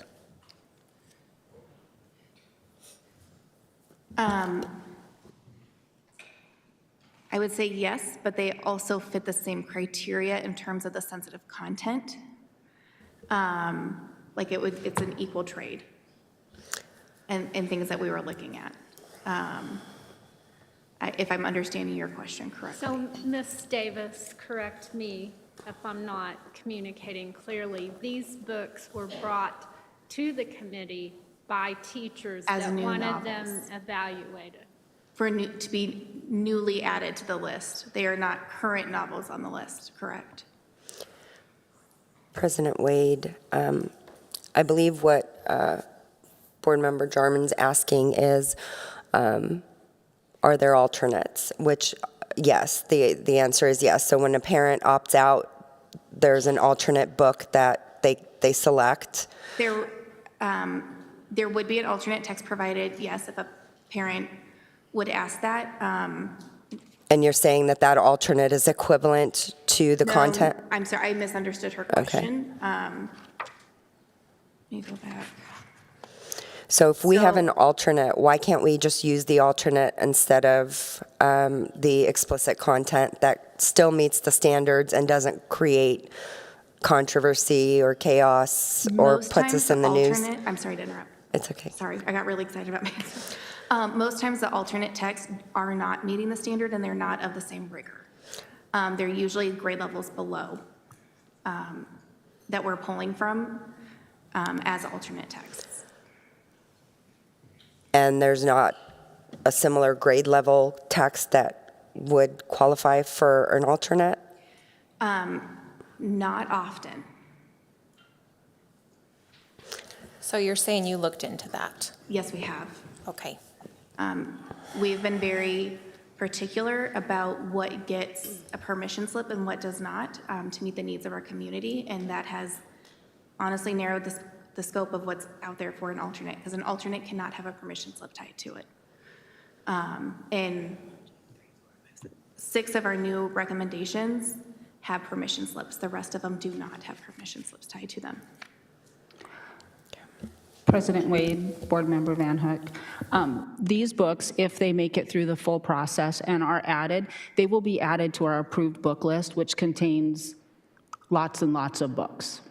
So when you ask if there's an alternative, we do have several books. The book list provides an opportunity for our teachers to be able to select from the approved what they will be teaching in their classrooms to meet the standard. Before I move on, I would like to comment just on a couple of things.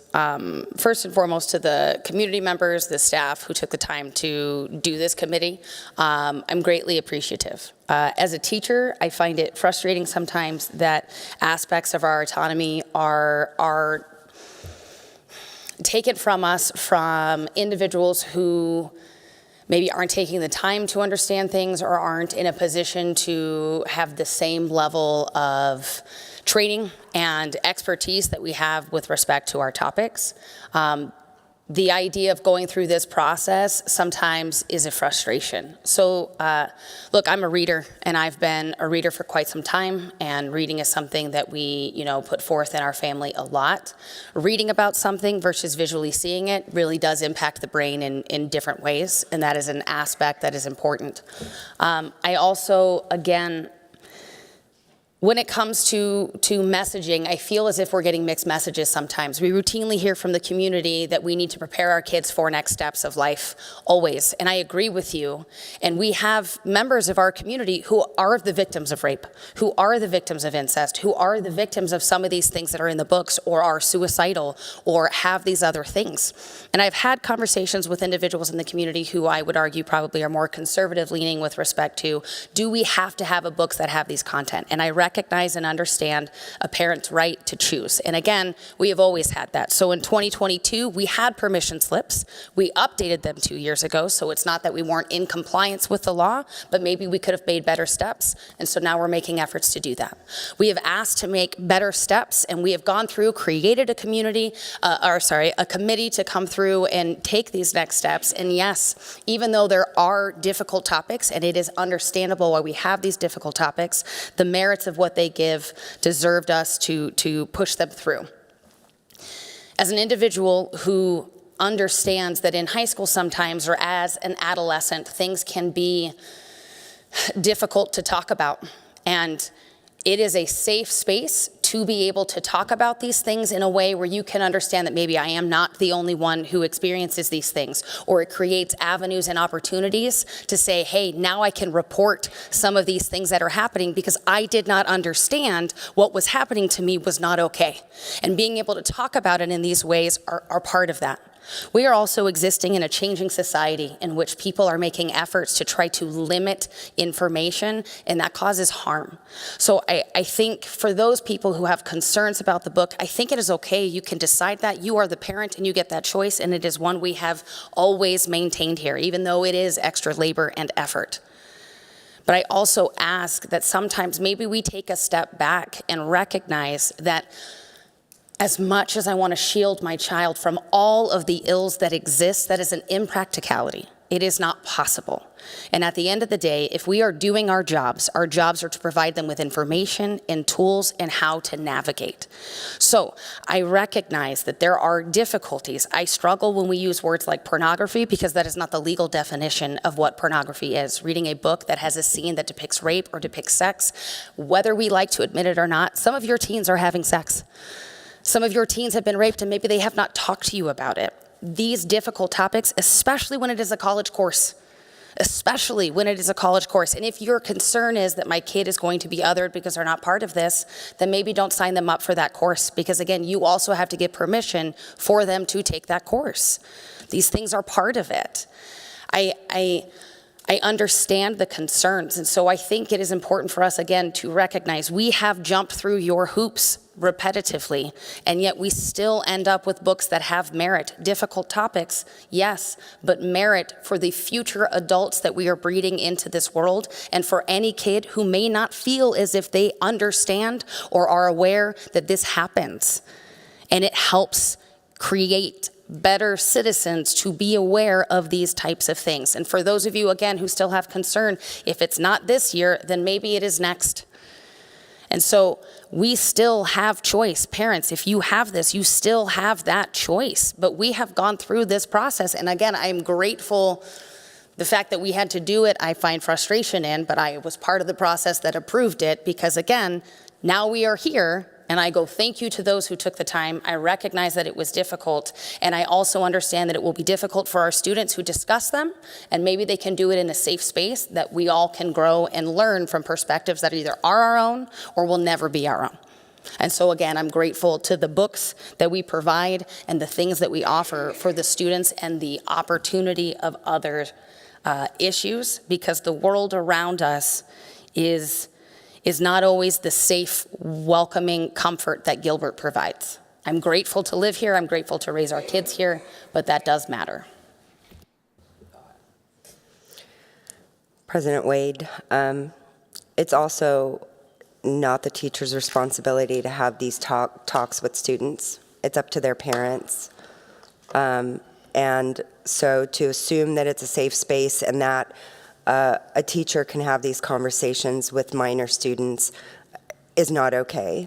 And yes, I'm glad that we do have laws in place to allow parents to make those decisions. But at the same time, parents can buy these books for their kids anytime they want and have them read it anytime they want. But in a school environment, to expose these children to content that their parents are opposed to, and if they opt out, then they're sent out of a room outside of their educational environment, I don't find to be appropriate. And in the instance of the student from earlier this year, that student didn't have an option but to take this class because they had taken every other class. There was no option. So there are students in that situation as well. Ms. Richards, to clarify, there are other English 12 options that they could take, but it might not have been dual enrollment. Is that correct? Yes. Thank you. And again, to reiterate, no child is exposed to this if the parent does not sign the permission slip. That is important. And again, if you are signing the permission slip, you are condoning your child to engage in a conversation in class about this material. Ms. Schultz, go ahead. President Wade. Ms. Davis, correct me if I'm wrong, but we're going above and beyond with this committee, right? Beyond the law. And how many other districts are doing this? Do you know, with the book committee? It feels like, I mean, we're covering all our bases and making sure everyone's included, and 25 voices, 23, sorry, at this point. Sounds like a lot of differentiating voices to me. Correct. Most, don't quote me on it, but most districts in the East Valley have a committee very similar. I don't know all of their makeups, but yes, we are going above and beyond the letter of the law with this.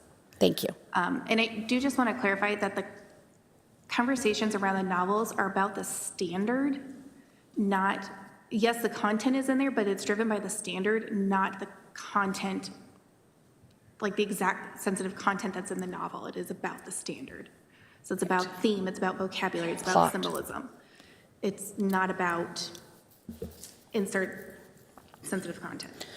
To provide an example, Ms. Davis, because it was used previously, the book that the parent spoke about in the beginning of the year is talking about slavery, and rape is often a tool of an oppressor, and so in the context of oppression and those types of things, that is why that book was chosen. Yes, because that would get to theme. This brings us to item 7.2, independent PE credit. Mr. Lotzenheiser. President Wade, members of the board, very excited to share with you some research that we have done. Not necessarily about Clifford, but although I remember those books well when my kids were little. So we just want to talk about independent PE credit. We had a community member come and talk to us and said, hey, there's other options out there for our kids, especially within our middle schools. Can we look at those? And when she spoke here at the board said, hey, can we go and look into this? And so we have done it. And so I need to give a shout out to my Ed Services team who went in and did the research on this. And I'd like to present the findings to you today, along with our recommendations. And I'm happy to come back at the April 1st board meeting if there's a vote that you guys would like to do about the direction we would like to move forward with providing opportunities for our students. So these are the surrounding the surrounding districts that we looked at: Gilbert, Chandler, Scottsdale, Mesa, Queen Creek, and Tempe Union. And then we have our Higley proposal. So the course that was originally brought to us, we think is actually a fantastic idea, and kudos to Gilbert for looking at it. But it was an independent PE course with 7th and 8th graders, where if they're in highly competitive club or league sports who use practice and competition outside, we get it. Parents are busy, kids are busy, they're always at practices in the evenings. Club sports is huge in our area. We understand it. I need to throw in dance and cheer as part of club sports as well, because we know competitive dancers, cheerleaders, that's a lot of time that they're spending practicing. They're allowed in Gilbert, they have to complete 100 hours of the organized sports activity, and then they log that. And there's a way that they submit it to the school to get it. They are allowed a release time, either a 1st or a 7th period. And so the parents are responsible to coming in and picking them up for their transportation. And they get a pass or fail. So they don't get a letter grade. It's not like, hey, you hit 89 hours, sorry, you get a B+. No, you complete the hours, you get a pass or fail. And that's the independent PE option. Additionally, within Gilbert, they have at South Valley Junior High School a sports performance academy where the students only take their 4 core content classes. And then the district actually drives them out to different locations to go attend their different training sessions and things. But that's a school within a school model they've done for the middle schools, and that's at South Valley Junior High. Within 12th grade, they have kind of a unique option. Honestly, when I coached there 26 years ago, they had this option then as well, and I think we've kind of grown past it. But if you're on a sports team, you can get permission by your head coach and the AD that you would get credit just for going to practice. And so that's one that has consistently been within Gilbert. Actually, they're the only place that has anything like it. I know when I called the district athletic director who I used to coach with and said, how is this still working? Well, it was a way that they could support athletes to give them perhaps a different opportunity to increase maybe a GPA or something through that within the 9th through 12th grade. But they have to be on a school athletic team, has to be approved by the AD and the head coach. So this is not for outside work that's happening for club or anything like that. It's a specific one within the school that is designed. And honestly, it was put in place before we had online learning, before we had other modes that we could ask kids to be able to earn the PE credit differently. So those are when we researched within Gilbert, that's the feedback that we got from the Gilbert people talking to us about it. Very exciting options they do, and kudos to Gilbert for doing that. Within Chandler, for the 3rd through 8th grade, they have an elite performance academy. Again, the 4 core content areas are from 7 to 12:30, and then very similar to the South Valley, they bus at the end of the day for specific gym, a center, or a studio, but theirs is a 3rd through 8th grade, and it's housed on an elementary campus, and that's their elite performance academy. For you to get high school PE credit, you actually take the class in person, or you can take it online. And the beauty of that, and I can speak as a parent of a student in Chandler who took PE online because she did not want to do it in person, and she would have to log her time outside, similar to if a student went to practice, they could log their time, but she had to log her time, submit it, as well as communicate with the teacher on a curriculum throughout the semester in order to be able to get her credit. Within Scottsdale, they don't have anything in the middle. Whoops, quick hands. Within Scottsdale, they don't have anything for the middle school, but they have a program for 9th through 12th called Elite Athlete. And what this is specifically for those kids that are training to be Olympians. Honestly, when you look at our swimmer from Higley High that competed in the Olympics, we did this informally to help support him because we know those super high tier athletes are training all the time. Their competition schedule does not depend on a school, okay? And so how can we then turn around and support them? So if you take a look up there, it is for elective credit. Again, it's the students have reached the highest level of performance for their age group. Okay, so maybe it's a super competitive dancer that is getting to that point. Maybe a lot of times it's swimmers or gymnasts. We know that gymnasts spend a lot of time within there.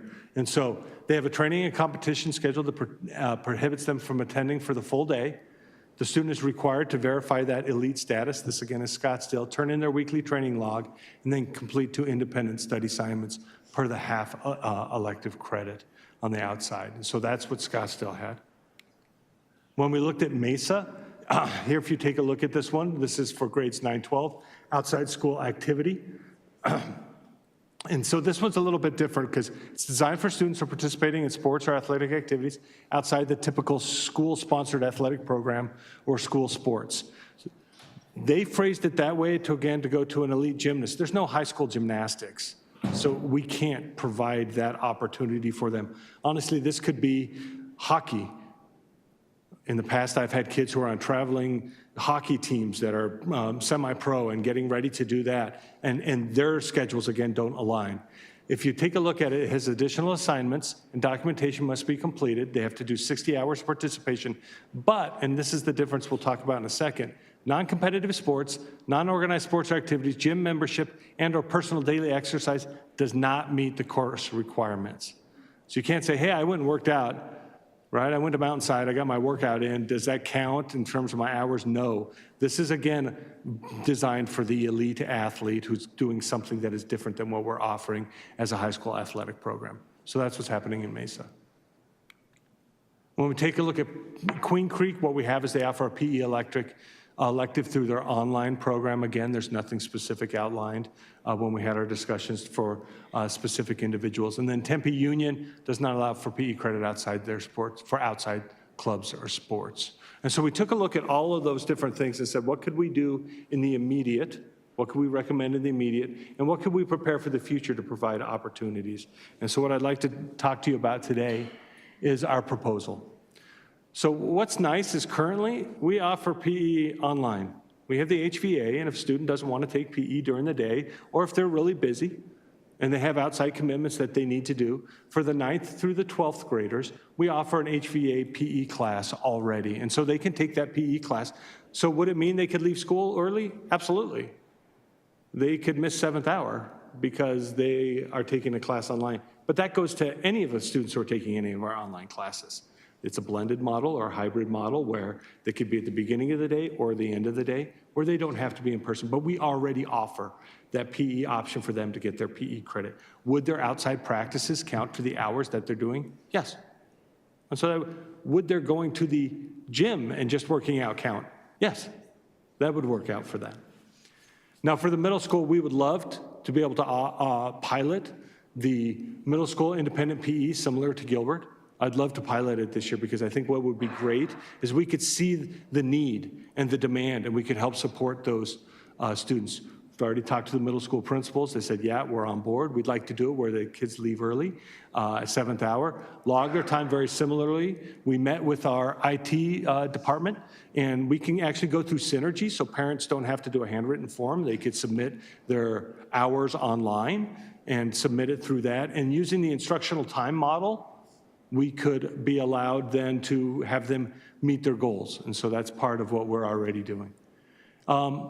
For the elite student athlete, we've already had that instructional time model. And I don't know if you guys remember when we presented it.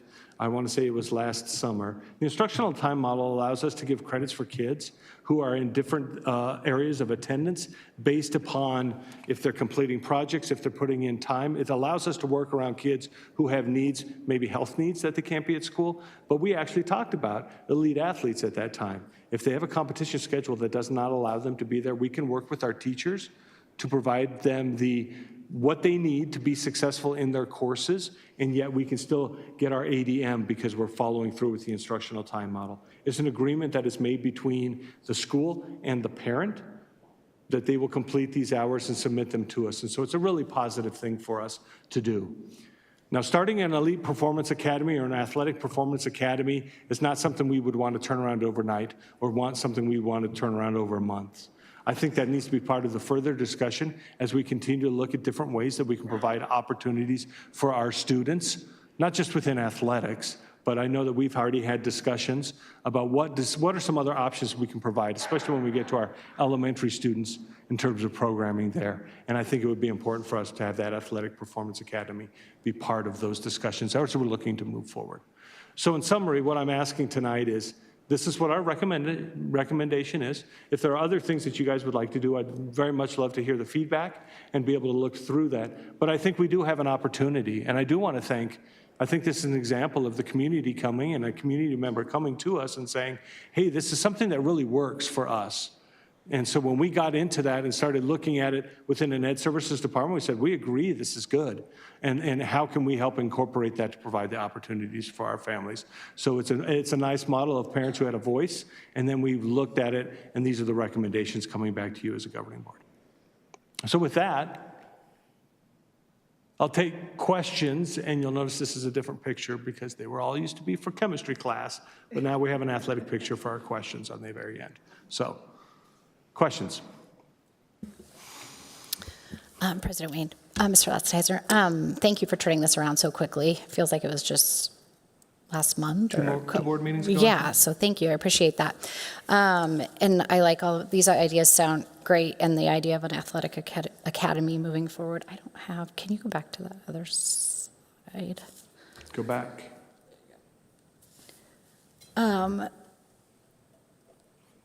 As far as the piloting this program, so when could we roll this out? Because I know many people have already selected their schedules and things like that, or is that something that we can go back on? Or 2026? I'm sorry, I just want to make sure I'm correct on the timeline. The reason I said pilot, with the governing board's approval, I would love to be able to communicate directly from the principals to the people who are at the school and enrolls and say, hey, we're going to pilot this program with governing board approval, and that if you're interested, please contact us and we can work on those schedules right now. Okay. Thank you. And so if we look at like an April 1st, Okay. approval for it, we can get that communication out. And I think it's important to be able to explain to parents, hey, here's what we need you to do. Does the activity that you're doing fit within our need, right? Can you get that 100 hours per semester to be able to receive the credit? And then as long as we know up front and ahead of time, then we'll have the process ready to go in directly from that communication. Perfect. Thank you.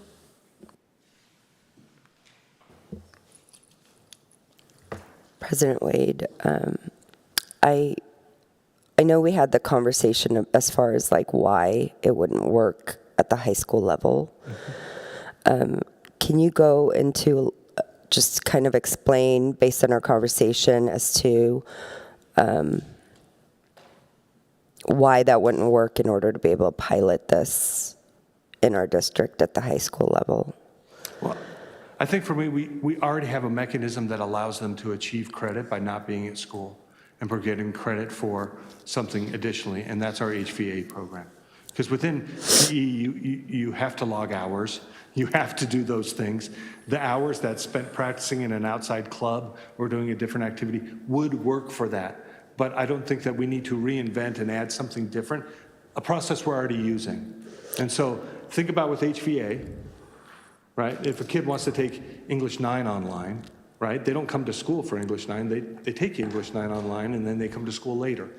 Very similar to PE for that option and that opportunity for them. We don't limit the number of PE credits they could get. So if they wanted to take PE online and be part of their electives and do it every single year for all 4 years, we can do that. But we already had that system built in to what's happening. And so for a parent who wants to come and pick their kid up early, right?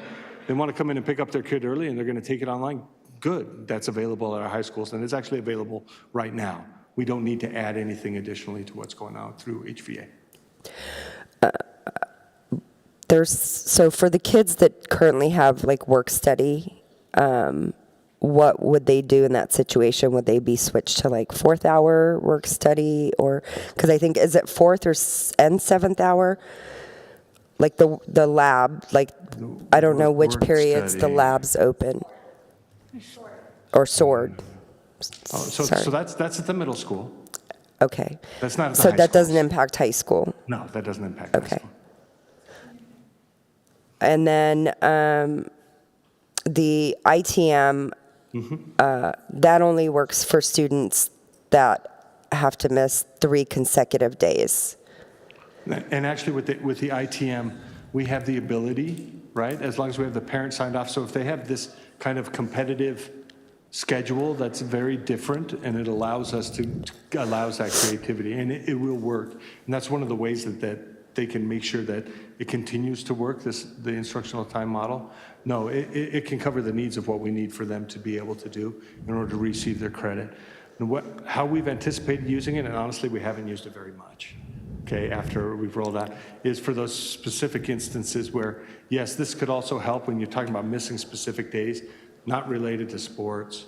I have some other issue or something else going on. We can use that instructional time model to support a student who's really at need because they are missing those big blocks of time. And the ITM allows us then to capture the ADM for those students while they're out, as long as we have the agreement in place and as long as we are following through with what kind of model we're using, whether it's hours-based or whether it's project-based. Okay, thank you. Yep. Good. No, Oh, Madam President, I just wanted to thank the community for bringing that forward and for the cabinet for taking it seriously and moving something forward that's good for kids, because that's why I'm here. Thank you. I agree. This moves us to 7. Sorry. Yep, go ahead. One more thing, President Wade. I just, I know there was a situation with this and where a parent was promised that this would in fact be implemented in the district, and I want to make sure that we're not making such statements before it comes to the board for approval. And we shouldn't be promising things before that's done. And then as far as if the pilot program is successful, will there be like an expansion beyond the current model? What I'd like to do with the pilot, because we've already got our course guide approved, okay? And so let's say the pilot comes back and I have parents that are really into this is working well, providing for the needs of the community. As we go through the course guide process next year, then we can add it as an official class when it comes in, and we can present it to you guys as part of the changes that we're looking at. Again, for the 7th and 8th graders at our middle school, we think this could really have a positive impact for those and support those families. Absolutely. Now, again, going back to expanding the program or looking differently, if we start looking at those elementary kids on the Elite Performance Academy, that's part of a bigger conversation about the direction of what we want to do with our elementary schools and how we want to oppose that. And so I think that will be part of those ongoing conversations, not necessarily related to the junior high pilot, if that makes sense. Yes, thank you. Okay. Thank you, Mr. Lotzenheiser. This moves us to 7.3 GCB, Professional Staff Contracts and Compensation. First read. To you, Ms. Johnson. Good evening, President Wade and members of the board. Tonight before you have the first read of GCB, and the noted changes are in blue. What would be removed are in red. And if you would scroll down just a little bit. Thank you so much. Perfect. Those changes are listed below. It's basically giving the superintendent some authority to go ahead and waive all or portion of the liquidated damages based on the bulleted points below.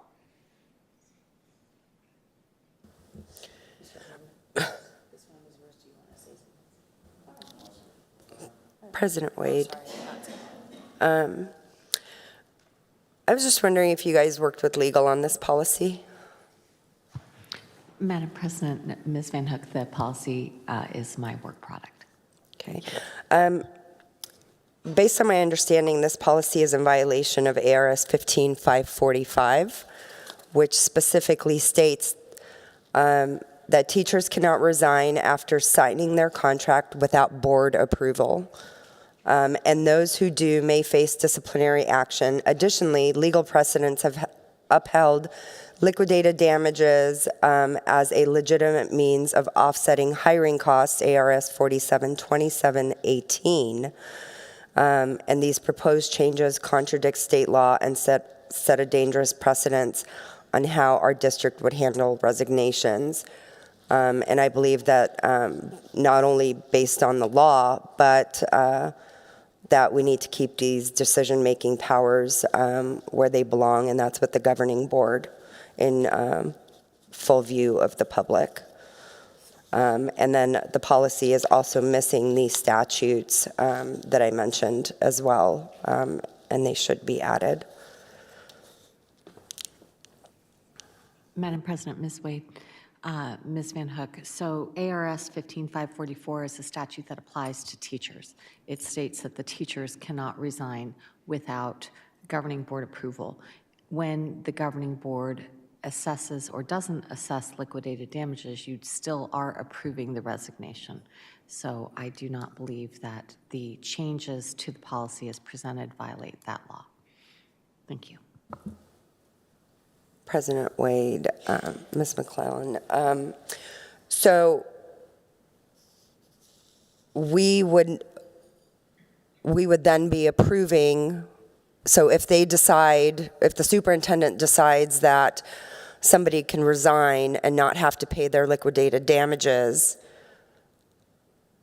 how, and so they can approve anybody but teachers? Is that what you're saying?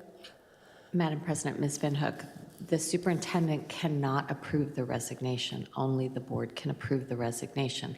This policy only delegates the right to waive liquidated damages, which is not governed by statute. It's a contractual arrangement between the district and your employees. There's no requirements that you charge liquidated damages. There's no requirement that you waive them. This is something that is within the local control of the school district. So this policy, by delegating to the superintendent the ability to waive liquidated damages, subject to ultimately the governing board's review of this policy and any acceptance of a resignation, you're still retaining your ultimate authority as the only entity that can hire and fire.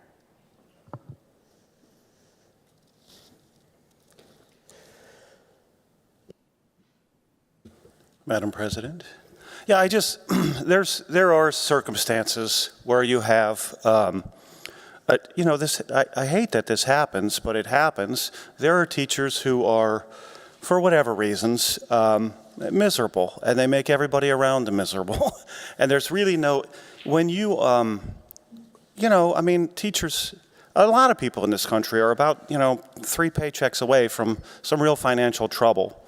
So when you have a situation where a teacher is unhappy, as a principal, I mean, you have these conversations all the time, and I just think this removes a small hurdle to help get somebody out. And a lot of times when I've talked to teachers in this predicament, they kind of agree that, like, it's best to move on. And so I think the liquidated damages acts as a deterrent sometimes, and you have people sticking it out. So I thought that it would be a good idea to give the superintendent some discretion.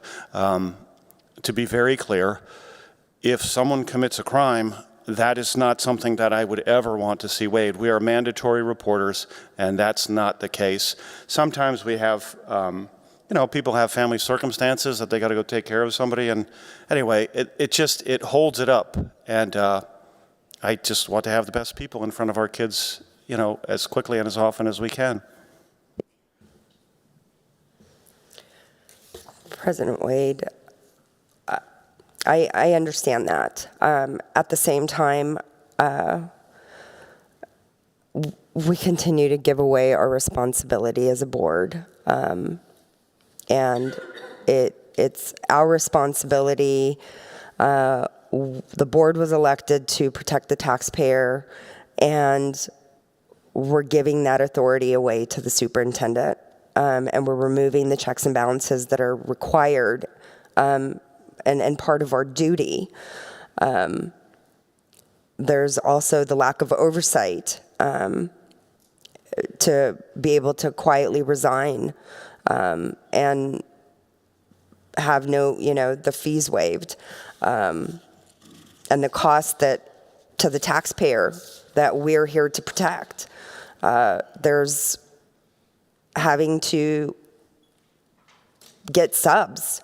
There's having to put, you know, market for a new hire. There's the impact on current staff that's going to have to take on the burden while a replacement is brought in. And I don't understand why we as a board would give away our authority to the superintendent. And I mean, it continues to happen, and it just doesn't make sense to me. And obviously not with the current board, but just in the last 2 years that I've been here, there's been instances where we are giving away what our responsibility is. And we were put in these seats to make the decision, the best decision, on behalf of the taxpayer. And this doesn't do that. This ends up costing the district much more money because we allow teachers to be able to walk away from their contract with no consequences. These are adults signing contracts. We all have to sign contracts as adults. And the understanding should be you're signing a contract, you are held to this contract until the contract terms end. And you shouldn't be able to just walk away easily.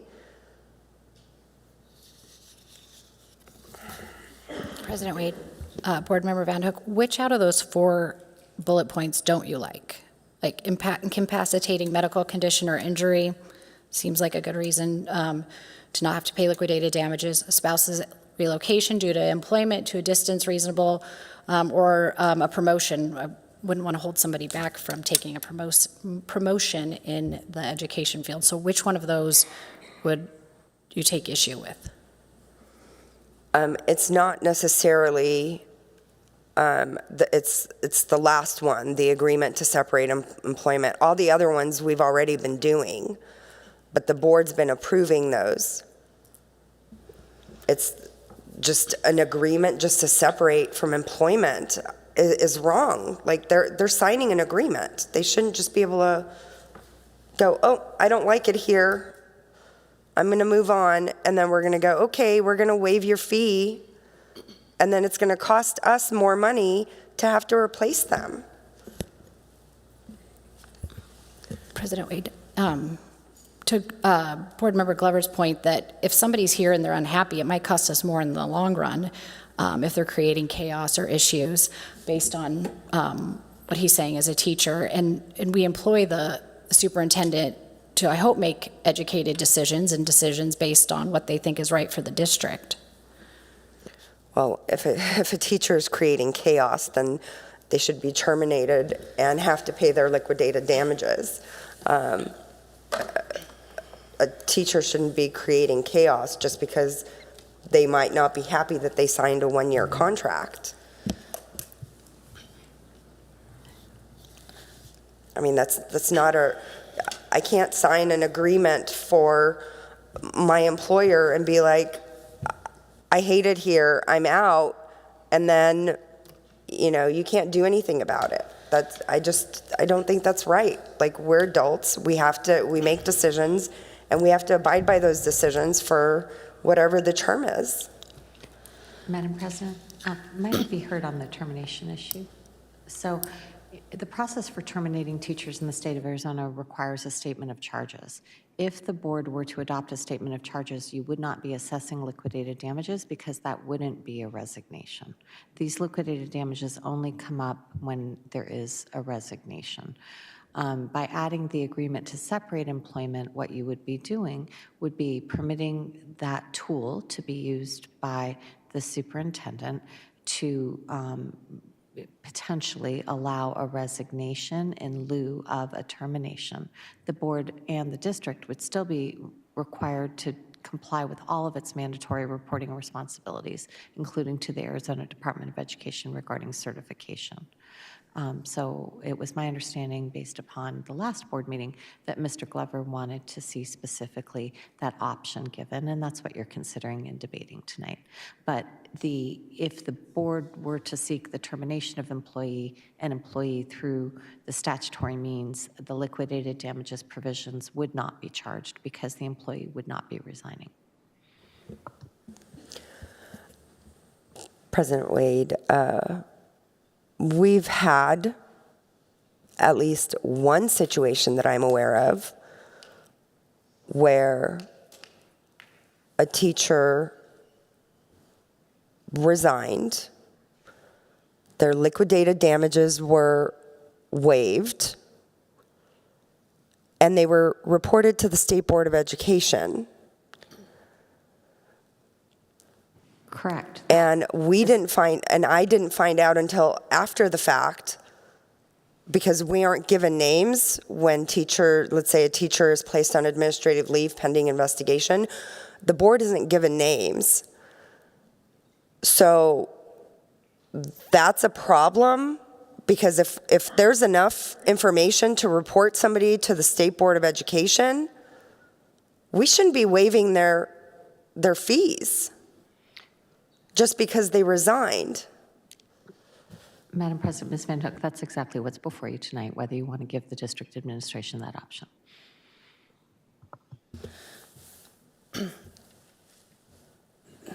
With all due respect, Board Member Van Hook, we hire and employ all manner of staff to do their jobs, and for ours specific, we hire the superintendent. I think it is important for us to maybe take a step back, and some of the scenarios with which you are describing have not happened, we also get to approve them. So as far as your oversight comment, we still would approve this or not. So if you don't want to, you don't have to. That is our still oversight that exists. So if we are in a situation in which we feel our superintendent is abusing this process, we do not have to approve it. So we aren't changing the checks and balances that exist. And I also, again, considering the way our state Department of Education is structured, anybody can get reported to the state, and that doesn't necessarily mean that the state comes back with anything other than they got a report, they followed through with the report, and that is it. So again, I still think it is important for us to, A, remember we are the ones who are approving this at the end of the day, and B, we have the power, should we view that this is being abused, to make changes to that or say that this is not something that we are approving. To sit here and just say all of these abuses are going to happen is hard for me, in that is why we have policy in place, and that is why we have these things until those things happen. And so if you're in a situation in which you see this employee and you go, I don't think we should do that, then don't vote for it. And again, that is still our oversight. I'm appreciative for legal's response to some of these things. If you would like to make another comment, please, by all means. Otherwise, we can move on to the next item. This brings us to 7.4, third review of the 2025-2026 maintenance and operation budget. Sorry, Mr. Moore, that'd be you. Thank you. Good evening, President Wade, members of the board. Tonight, I'll be presenting the third review of the maintenance and operation budget for fiscal year 2026. As my slide placeholder, our budget timeline, we are working towards, again, that June proposed and adopted budget for 2026. As you know, and as you see later on our agenda, we have to get through this tentative approval and get the board comfortable with a budget as we issue contracts on March 15th. And so this is my third presentation of this 26 budget. And that will hopefully set the table for the later agenda items on the board meeting tonight. So.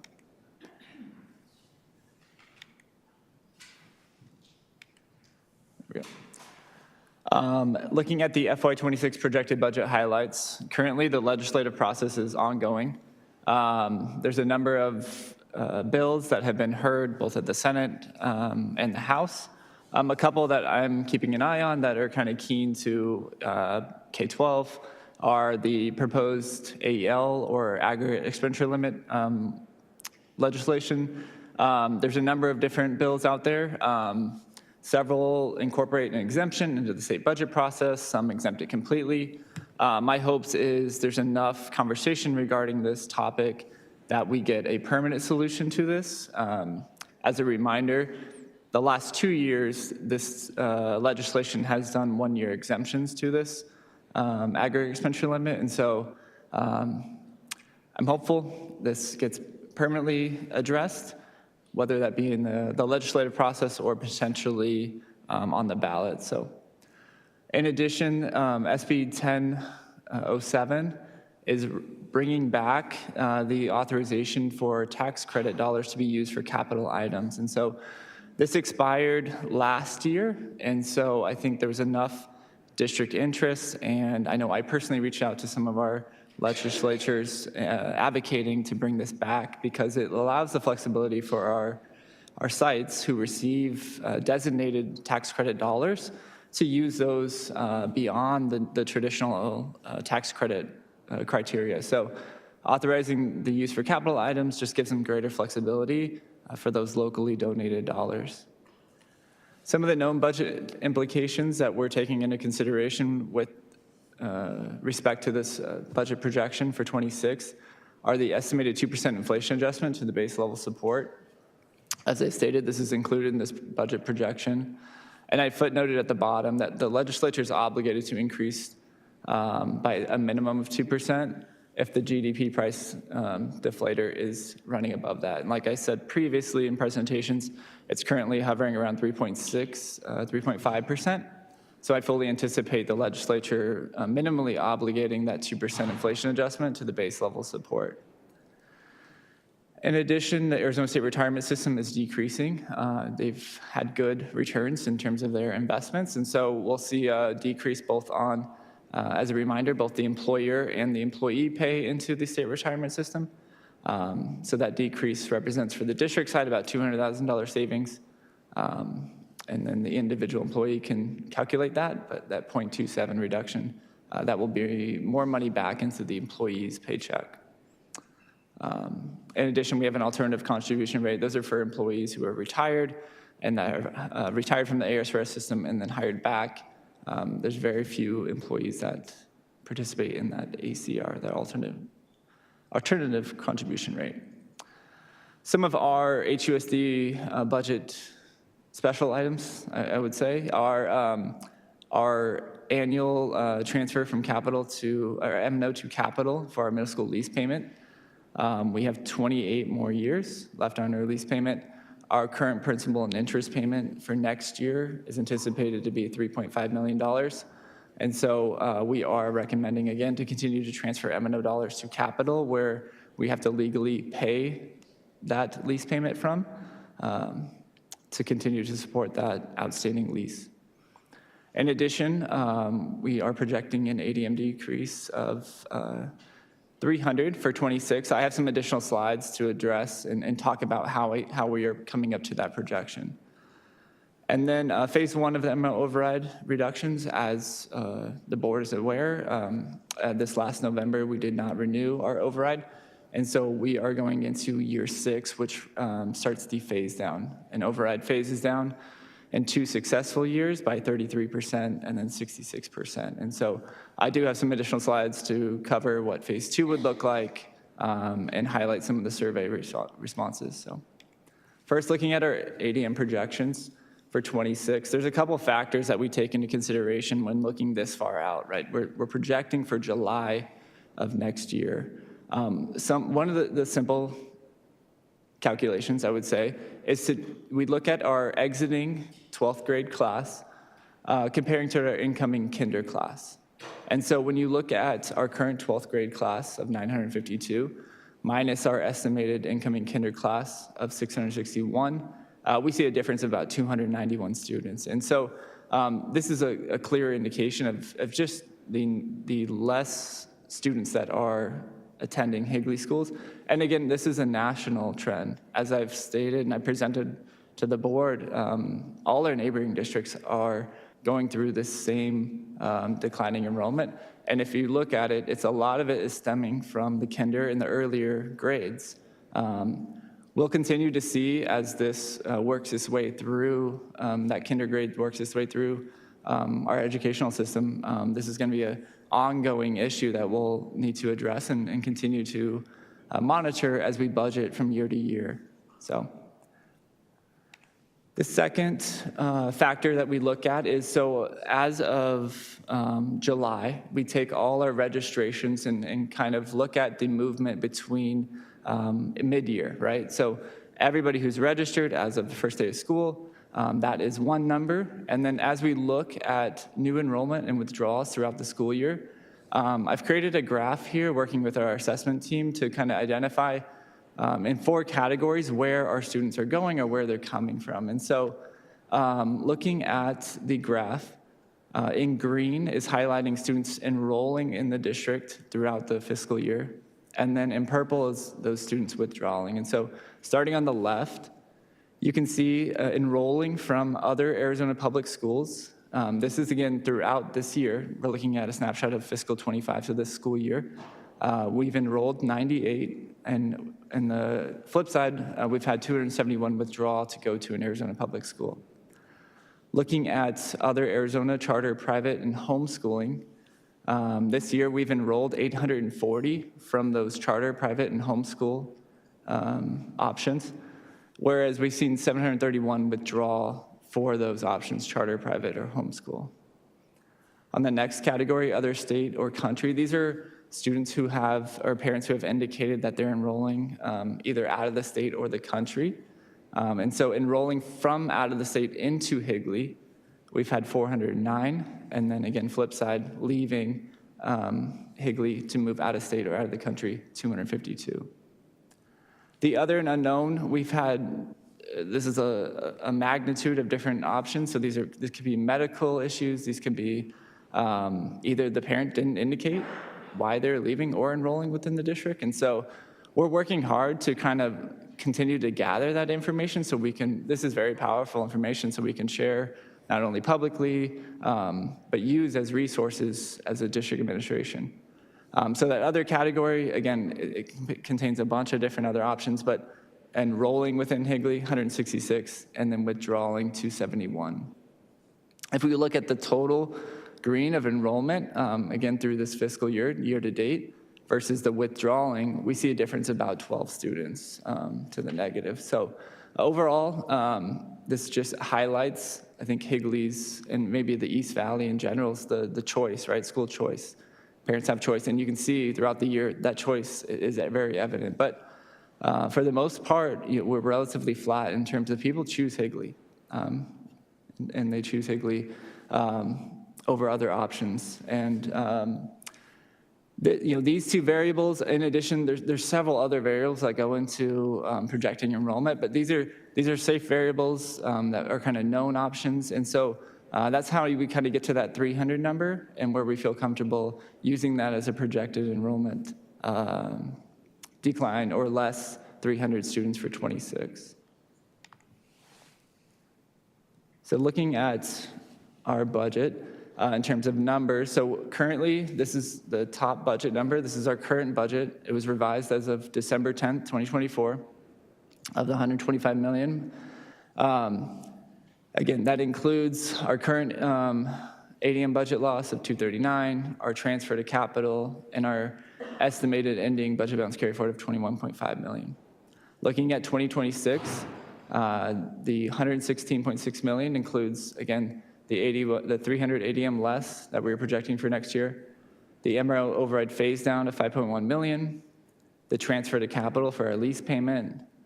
And I highlighted in red this whole presentation and in both the first two presentations, we were under the assumption, and we're going into the assumption for next year of having a pay freeze from the M&O budget. As you can see, we're projecting a proposed budget decrease of $9.2 million. And I just want to make that publicly known as this presentation is proposing that recommendation for 26 of no compensation increases and a pay freeze for 26. So, looking at some of our fixed costs and how we are working to address that $9.2 million decrease. Property casualty insurance, we're seeing an increase of about $110,000. The reinsurance market is running about 8%. Majority of this increase is coming from prepaid legal costs as we pay our prepaid legal through our property insurance premium. So that is a 3-year average, and it's based on usage. Workers' comp, we actually see no increase there. A lot of that can be attest to, this is our 3rd year with the trust, and so they provide a loyalty credit for 3 years. Part of that loyalty credit is for district employees to attend several trainings, professional development, to help continue to keep us informed with the national trends and put in proactive measures to keep employees safe. Our utilities, it seems like every day a new utility increases. SRP has approved a 3.5% increase. We now know Queen Creek Water is also increasing by 15%. And so that 200,000 represents those two increases. We also were aware of Town of Gilbert's, I believe it was sewage increase. So all those are taken into consideration into that $200,000 number in which we anticipate seeing an increase in utility costs. On the flip side, we worked with our department leads and our school principals to reduce our budgets across the board. We are reducing about $750,000 in department and school budgets. Not an ongoing thing, I would say, but we're taking some drastic measures to try to address this $9.2 million deficit next year. So those totals represent a decrease of about $440,000 from what we're calling our fixed costs. And then looking at this in a whole, again, our FY26 projected budget of $116 million, we're looking at a proposed budget decrease of $9.2 million. As was presented on the January 14th board meeting, we presented the phase 1 position reductions of $5.1 million. We're now adding the fixed cost reductions of $440,000. And again, we're projecting a budget decrease next year of $3.7 million. And so we've heard the board's and the public really's point that our budget balance is too high, and we're budgeting to a deficit or decrease to bring that carry forward down and leverage that next year, going into this phase down. And so that estimated $17.5 million in budget balance carry forward takes into consideration that decrease at $3.7 million. So we'll be bringing that down from 21.5 to approximately 17.5 in fiscal year 26.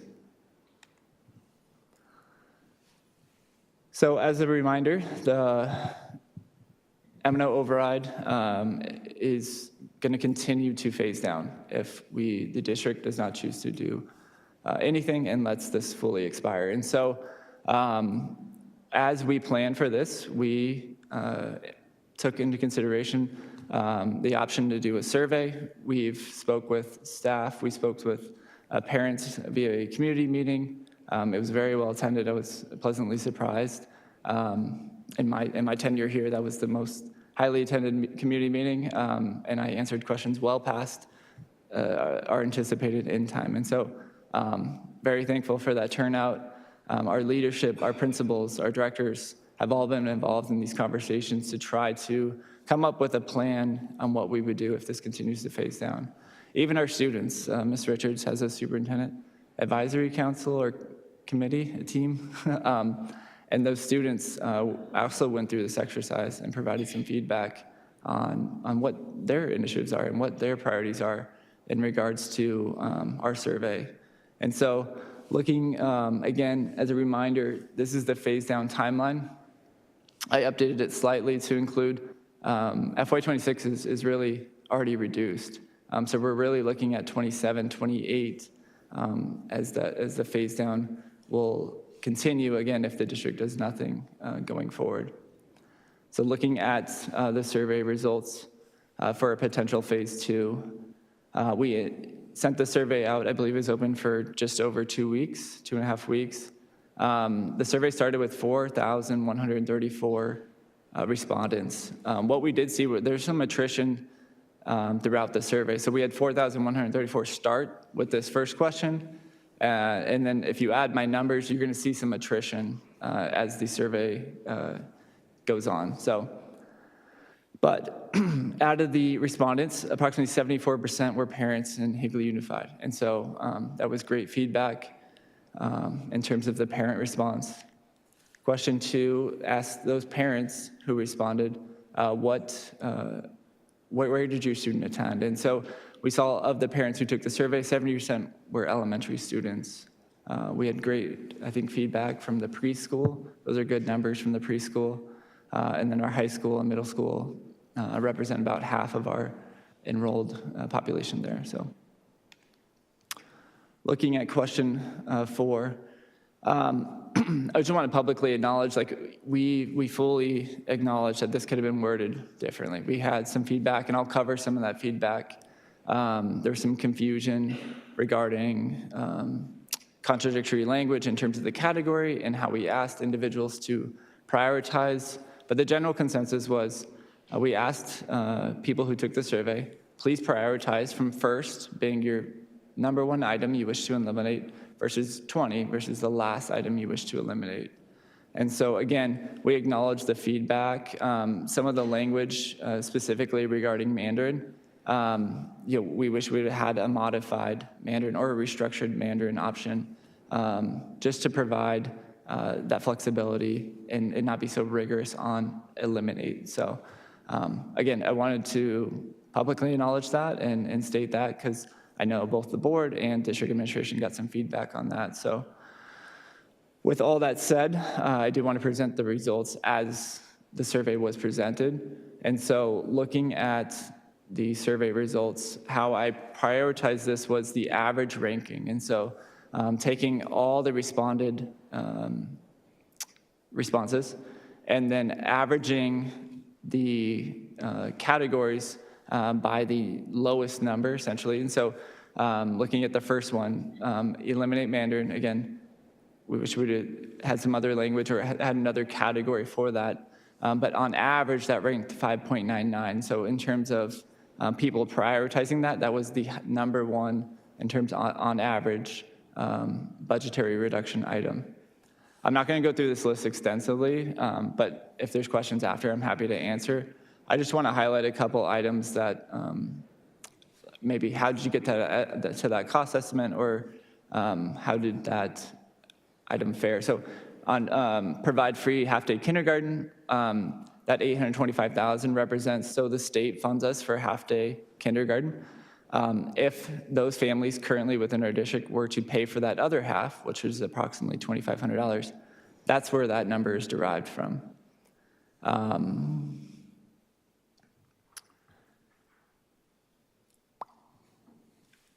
I would say the other option is on, it seemed like band and orchestra ranked higher than art and music. That was interesting, and that came across in this as people prioritized.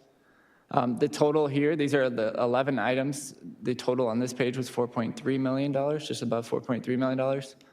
Looking at the next page, we have a number of different items. I want to jump to the bottom, though. It was very clear throughout the survey that individuals responding to this survey did not want to touch teacher pay and or staff salaries. Class sizes were also very lowly ranked in terms of prioritizing the classroom. And so that was very prevalent throughout the survey. The red line indicates about just above $5 million, which would be essentially our next reduction. So that would include both this first list and these two items on this second list. Now, again, this survey is just a tool for both the board and administration. This wouldn't be the exact items in which we would look, but this is a great representation of what it would take to, as we proceed, if the board chooses through phase 2, you can see the number of cuts that would need to be made throughout our district. The total, page 1 and then page 2 gives a total for both pages about $8.8 million.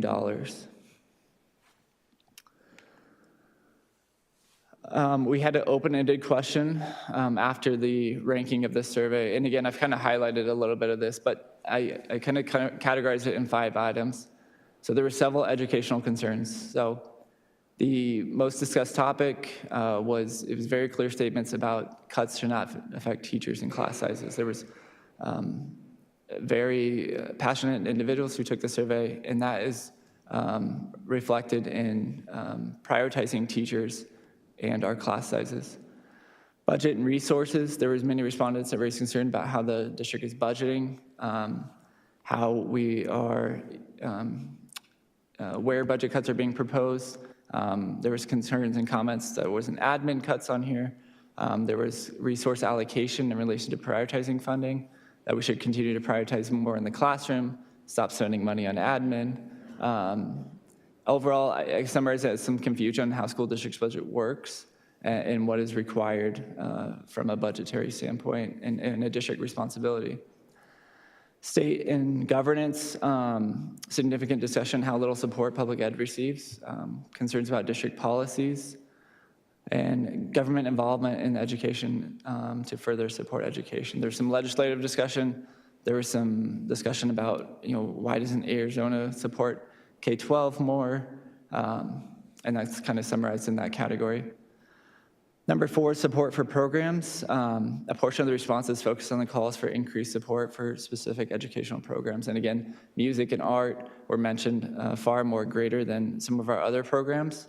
But throughout the open-ended questions, a lot of the attention was here to support our programs that we are offering as a district.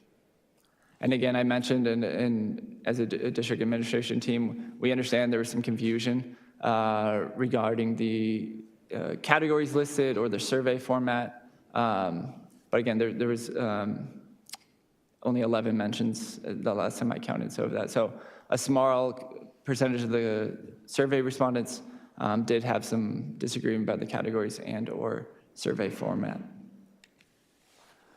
The last, the last question was, should the override pass for 26-27?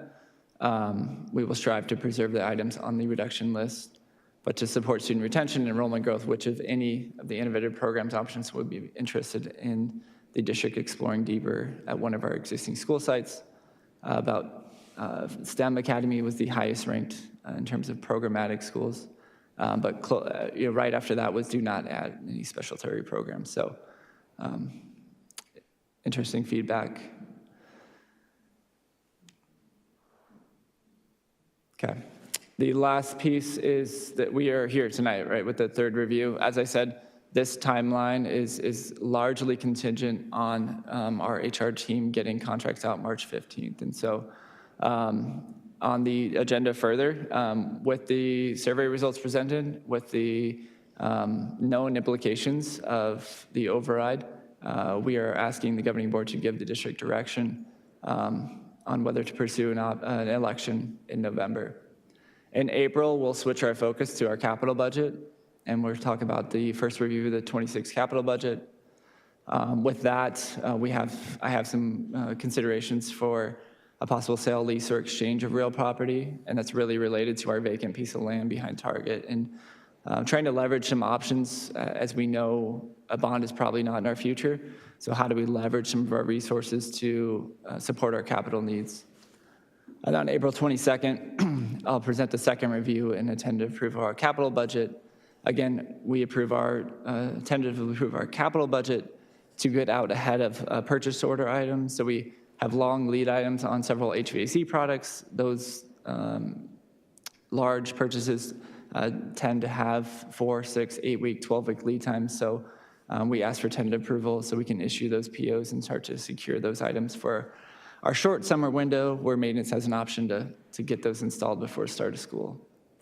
And then in May, we'll present our final budget revision for this current fiscal year, and that will reflect our final ADM numbers and where we anticipate ending our year in terms of budget balance carry forward in that. So with that, I'm happy to take any questions.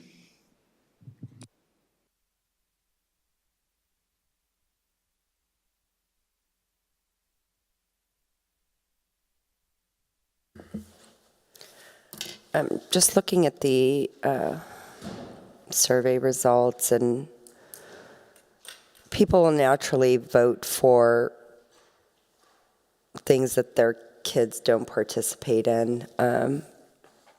For instance, if my child's an athlete, I'm more willing to pick art, but I want to ensure that we do take into consideration every student within our district and ensure that we support all of them, no matter what they participate in. I've spoken before about our carry forward, and as the presentation mentions, we'll have a $7.5 million carry forward after all the reductions, correct? 17.5. Yeah. And so basically, again, that's, we're saving that, we're setting that aside for a rainy day.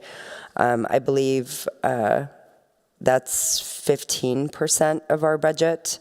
And as I've mentioned before, the state used to cap us at 4%.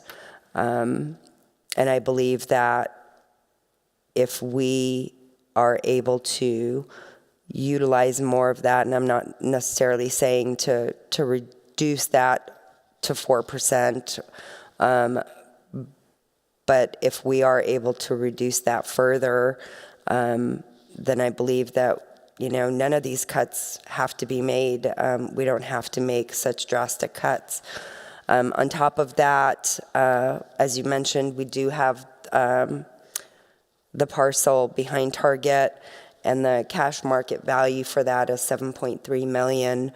And so if we were able to sell that, that would be money that would be able to go to capital and would allow us not to have to transfer the $3.5 million from M&O to capital.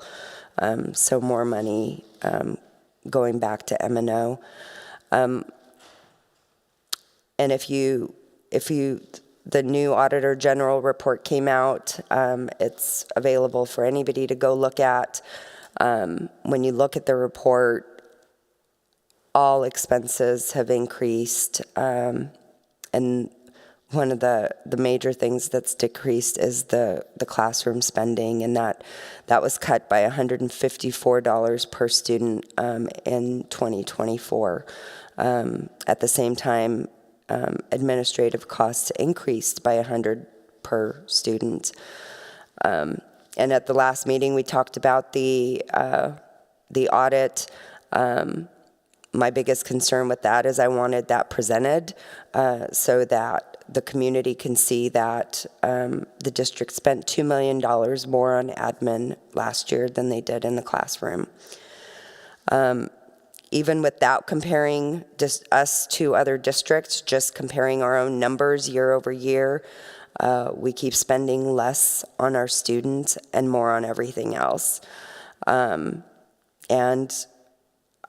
I, as a parent, have concerns with that.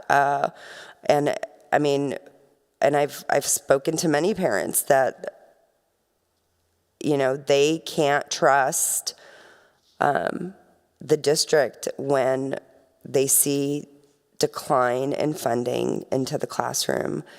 And so we see it in our survey results as well. We need to ensure that our students aren't directly impacted. And when you look at the numbers, all the impact is directly to our students, which is in the classroom. And that needs to turn around in order to regain the trust from our community and our parents, so that they know that we're putting our students first and our teachers first. That's it for now. A couple of things, Mr. Moore, and then in response to at least some questions that I have. I agree with you, Board Member Van Hook, that this is going to impact students. There is no way that it will not when we are losing funding because our M&O is sunsetting. With respect to those reports, the reports also talk about how Higley, comparative to our other counterparts, and Mr. Moore, you are the one who is the expert here, we spend more in classrooms than our counterparts, do we not? President Wade, yeah, comparatively, and I do would like to present that classroom spending report from the Auditor General at the next board meeting. As it was just issued, I didn't have enough time to obviously bring it here, but to go into more detail regarding that report. But yeah, comparatively, we are about 6 percentage points higher in instructional spending versus our peer districts. And also, Mr. Moore, administratively, we are also lower than counterparts. Is that correct? Or at least comparative? Yeah, per the Auditor General report, we are low in administration. Yes. Yeah, we're like 9.1 or something, but I don't remember numbers in the same way. So I could have also just totally made that number up. Is it 9.1? I don't know the percentage because I don't want to misspeak either, but I know we're comparatively low. I believe that's correct. Either way, you will present it to us on the 1st. The reason I'm bringing this up is because I think there is a misconception on a couple of things. First and foremost, the biggest thing that people always talk about is we pay administrators too much. I'm going to challenge that, and I'm going to say we pay teachers too little, and here's why. Mr. Moore, you are remarkable at your job, and there are a number of things that routinely come up that show us how remarkable you are at your job, and dear God, do not leave us and go to the private sector in which you will be making more money than we could ever pay you here. Don't say that. I mean, he's aware of it. He's not an idiot. He's a smart man, and numbers are part of that. He is aware of that. He is here because his heart is in this, and it's clear by some of the things that you have done to try to figure out how to protect preschool teachers, for example, right? I feel like education for so long has continued to be beat down in terms of we are spending too much money or it is wasteful, and the reports do not show that. I'm not saying other districts haven't had those things. I can only speak to Higley, and this is what we are about. We pay our admin well because the job they do requires it. We don't pay our teachers in the same category, so when you look at the disparity, that's part of the reason that that exists, and yet we still exploit teachers and their hearts for why they are here because they believe it matters, and I'm grateful to that because not everybody has the opportunity to leave like I did, because it's hard to do. We have a situation in which people continually talk about we need to make sure Higley is great. How do we expect to do that if we do not pay our people competitive salaries? Our teachers still rely on our administrative cabinet to provide, to do things, to put in the work for HR, to put in the work for SPED and security and everything else that we do. We need it. That is a vital process to that. Our structure for our state is not in support of public education. We structure it to where our public schools have to beg for money in ways that our competitors do not. This puts us at a distinct disadvantage. That is hard for us to compete with. At the end of the day, when you have individuals who are good at their job, and we wish to continue to have the best people for that, you have to pay them. The idea or the expectation that we just hold on to that and still expect great or even better results, they do not match. That is an unrealistic expectation for us. And if you talk about when these M&Os do not happen, we can talk about what our turnover rate was in 2013. Because as a teacher, good news, there's a lot of job security in that. And if I go to a different district, I can get a salary raise. And so what did people do? They switched districts all the time to get those raises because everywhere else is on pay freeze, which we are right now. Dear God, teachers, stay. But we are on a pay freeze right now. We aren't doing it next year. That is part of this. So when we look at that and you look at this and go, where is the money? I am telling you, you can come sit down with Mr. Moore. I apologize, I'm giving up your time here in this regard. And he will explain to you, we have done it repetitively over years. And part of the way we are capable of doing this is relying on our community to say whether or not you have kids here, you benefit from our schools. You benefit from how great our schools are because they are attractive. Look at the number of people from out of the state alone who are here. We also routinely hear people say things like, we're having 300 families leave. That's not the case. That 300 difference is a low birth rate, and that is a nationwide issue. That is not a Higley issue. In fact, we're losing 12, and I argue if you look at the next year, I'd be interested to see what those numbers are as well. So statements of people are just leaving Higley because the choices we are making is not accurate. It's not.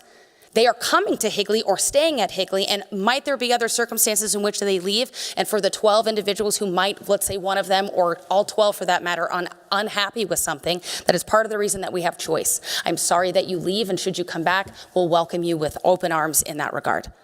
Ultimately, it comes down to our community and what you're willing to support. These programs are what make our district remarkable.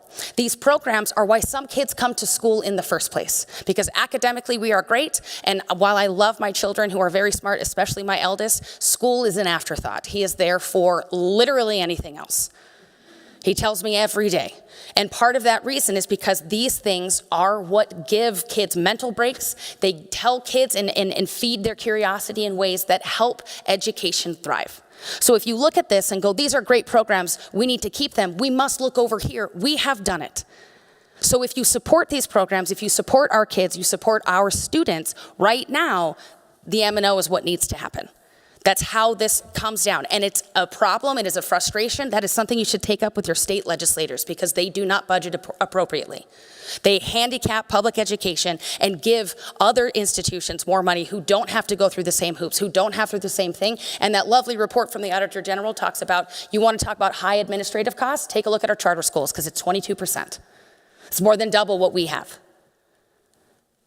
There is a lot of misinformation, and at the end of the day, nobody wants to look at this and go, yes, I'm willing to give more money because everybody is hurting financially. But if you go, it matters to students. These programs matter because these programs have impact, and I recognize that at the end of the day, you have some people who say, I don't appreciate pulling on the heartstrings of things, but this is where we are at. That is the way this works. If you care about these programs, the M&O has to happen. And again, remarkable, go sit with Mr. Moore and he will show you all of the places in which we have found where we can save money, where we can change money and other things. To the carry forward, Mr. Moore, can you please correct me if I'm wrong? If we spend that money, that is for this year. It's not like it's every year we have $17.5 million. Is that correct? So when we spend it, it's gone. Yeah, so carry forward is a one-time budgetary obligation. It's not ongoing funding. Correct. So right now, the cuts that we have to make in this coming year, might that save us for next year? Great. What about 2027, 2028? And if your argument is, goes, we got 2 years on that, awesome. What about 2028, 2029? These are the long steps that we are talking about. We had individuals today talk about we should not have given those raises because there wasn't forethought with that. Again, we need competitive folks to stay here. We need competitive folks to do these things. This is a hard situation and this is not fun for anyone. And again, I encourage you, if you don't wish to do it, see what happened in 2013 and see the immediate effect that losing some of these programs had and why we turned around and did an override after that. Because parents realized, oh, this sucks. This is not what I want. And we agree with you. Constantly people talk about all of these negatives that just aren't true. And again, our own report will show it. And I'm looking forward to, surprisingly, a budget explanation come the first, because it is showing the remarkable things that education has been forced to do. We are the craftiest of folks in that if you want to know who knows how to budget well, poor folks. They're the ones who know how to budget well. And education is poor. It is. And so at the end of the day, these remarkable things in our community, we want it. We were 317 votes shy. 317. So for the 317 people who go, oh, I do not want that, excellent. I am here to work with you so we can make sure it overwhelmingly passes. Thank you, Mr. Moore, for your time and all of the wonderful things that you routinely do for this district in terms of putting staff first, because that ultimately is what benefits students the most. And I am greatly appreciative of that, having 2 children who are young and will be here for quite some time. President Wade. Mr. Moore, I appreciate everything you said, President Wade. But I have, can you repeat what you said about the Mandarin program? I missed that. And to Board Member Van Hook's point, and I believe Ms. Wade, then, you know, people tend to pick the programs that their kids aren't in, which I understand the Mandarin program is a small program. I might be biased towards the Mandarin program, but I will leave that out. But I just wanted to hear what you had to say about that. Keeping a portion of it, or can you remember? President Wade and Member Schultz, in our reflection of this survey and some of the categories, the straight elimination of Mandarin shouldn't have been our only option. That's our reflection.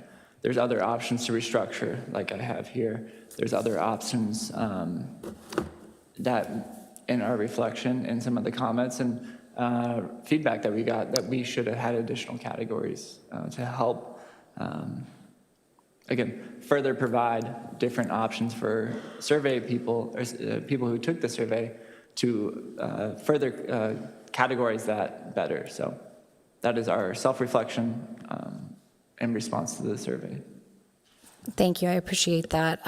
We did receive a ton of feedback from parents who, as the parent pointed out earlier, Mandarin parents are passionate and involved. So I appreciate you clarifying that for them. Thank you. Oh, I'm sorry. One last thing. I want to say I really appreciate your slide number 5 that does put in perspective, you know, only a difference of 12, and that we are getting so many students from charter and surrounding schools.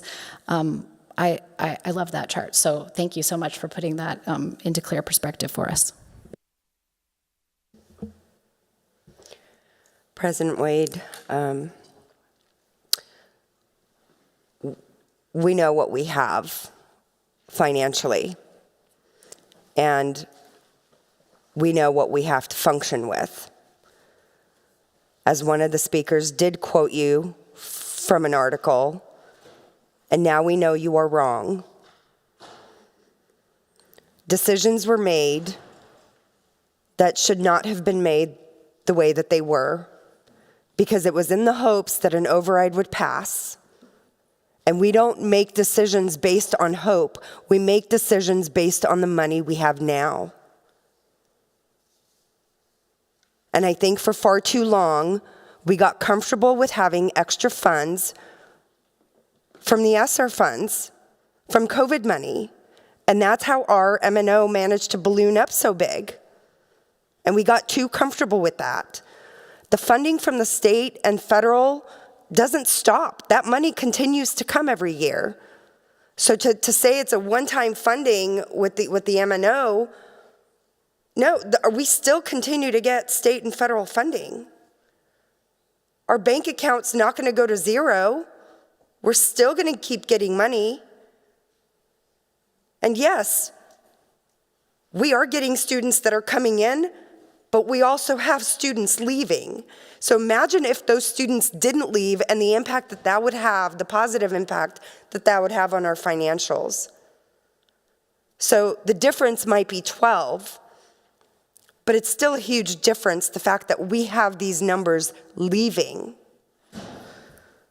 So to say it's only 12 is not true, because these have a huge impact financially. So let's do something about it. And I do appreciate all the work that you've done and the fact that you do budget conservatively. I'm probably more than anybody appreciate a conservative budget.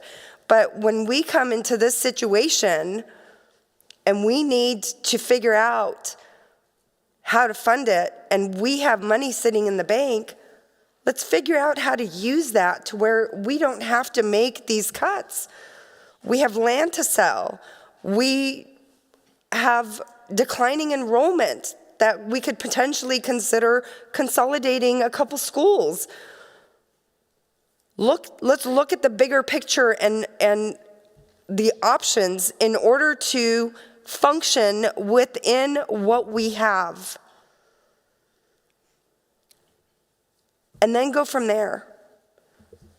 But to, for us to create this, I mean, we saw the emails that we were getting, and unfortunately, there was information that was, incorrect, so it kind of created a bunch of stress, but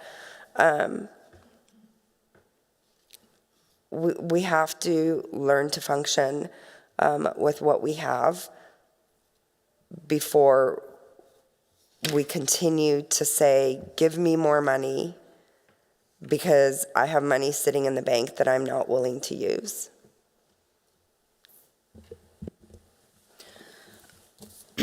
Mr. Moore, I'm going to ask, can we go to the slide that lists all of the things that we ranked and the amount of money that would do? I have no idea what number it is. That's the one. Thanks, sir. When we look at, for example, school closure consolidation of smaller elementary sites, that is $750,000. Mr. Moore, the remaining 66% of the M&O that is sunsetting, can you remind me what amount of money that is? Yeah, President Wade, it's on this slide, so approximately $9 million. Thank you so very much. So again, these solutions that you're providing, I'm not saying do not immediately solve what we have in front of us, but then I ask, what does that mean for the future? We also just talked about how for fiscal year 2026, we are not giving raises. What will happen if we cannot continue to give raises? And so while we're able to use this money right now for next year, then that means no more raises after that, because that's where the money comes down to, right? If we sell off our land at $7.3 million, which is great, the second we spend that $7.3 million, that is gone for us. And so there are other options I know that you are going to present and how those things are. I cannot emphasize enough that while we have these things available, we also have really old buildings. Again, Williams Field air conditioning went out this past summer, and we talked about potentially even having to send everybody home because, dear Lord, it was very, very hot. I think it was like August or something. And this is Arizona, and you know the temperature is real.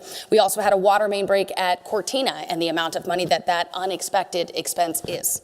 So I ask yourself individually at home when you budget, if you know that your job is no longer expanding at all, right? And your income is going to be fixed, and you have a small pot of savings, ask yourself, is it wise to use all of that savings right now, knowing the potential financial hardships that are in your future?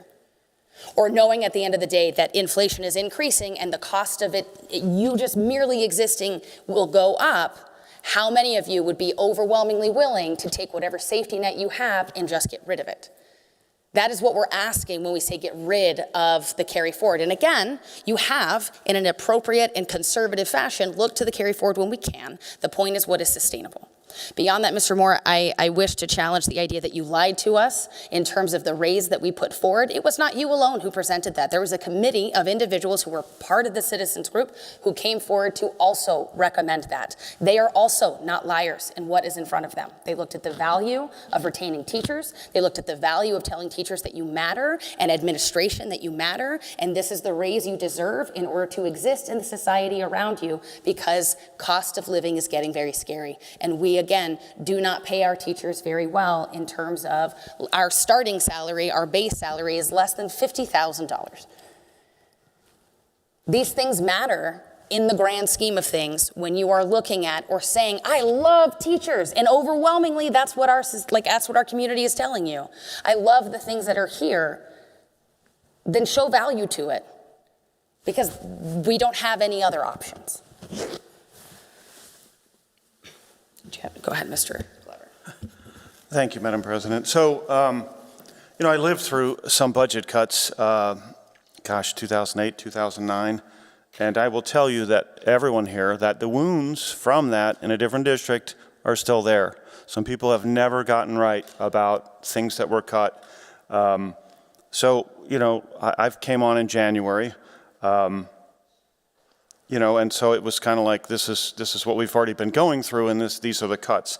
I just want to make a comment and say, of course, one of our roles as board members is to pass a budget. So I just want to make sure that you all know that I want to definitely be included in these things.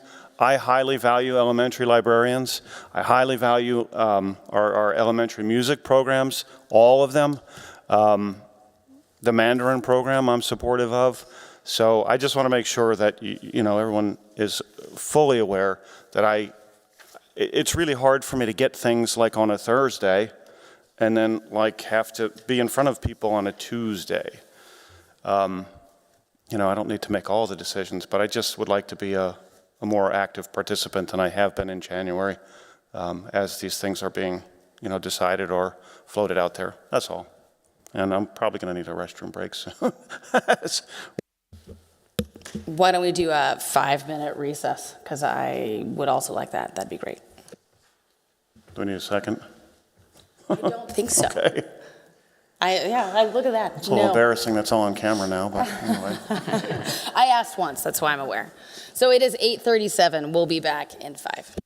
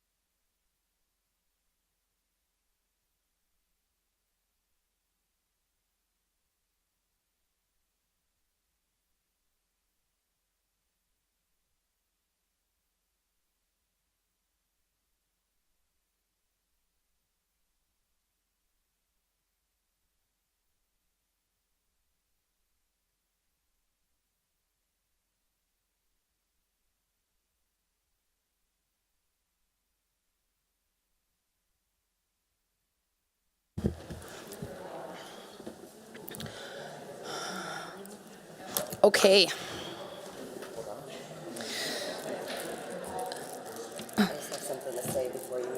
Okay. All right. Thank you, everybody, and I apologize for the recess. We are going to continue back where we were. Go ahead, Ms. Van Hook. And just to your last point, when we know things are tightening up, do we go to the bank and say, give me a loan because I might not have a job for long, or things are getting tough, so I need a loan that I might have trouble paying back? I mean, those are things to consider. Or do we figure out how to budget and function based on our income and what we have on hand? I can say something real quick. Can I say something? Go ahead. Just really fast. Okay, obviously, like, sustainability is a really good goal. And so it's helpful to know, this chart is helpful that it's about, 12 million or, and it would be pretty empowering to kind of be able to maybe do it kind of on our own. So since we have the carryover, if we could possibly utilize that. And it's kind of saddening to see that all the cuts are in the classroom. I don't know if we can regroup and just double check that. Like, I don't know if it's a little theatrical effect, but it might be pretty empowering to kind of figure out a way, if there's a way to do it without the M&O. And we know how much that is. And if we could really strive for more self-sustaining, I think that might be a good feeling. Thank you. President Wade, we can function barely because there just isn't any money. This is, again, because of the legislatures have set this up this way and the way schools are funded in our state.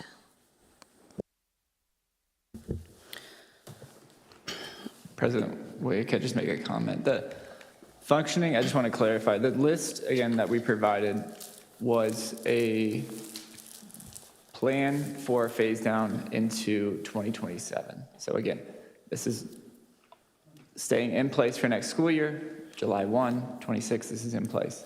We are absorbing $3.7 million in basically a budget reduction to keep a lot of these programs in place.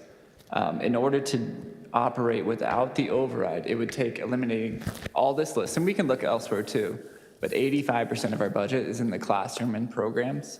And so we can cut our grounds, we can cut administration, we can cut, but we're not going to get to $14 million is what the override has been supporting the district with. So I just want the board to know, if we continue down this road and we want to operate without an override, we can certainly expect a majority of this list would have to take into consideration. In addition, we can look at other areas as well. But yeah, I just wanted to make that clear. But one, this is a planning phase. This is information. This is all in place for next year. But as we continue through these conversations, that's what this really survey represents. So.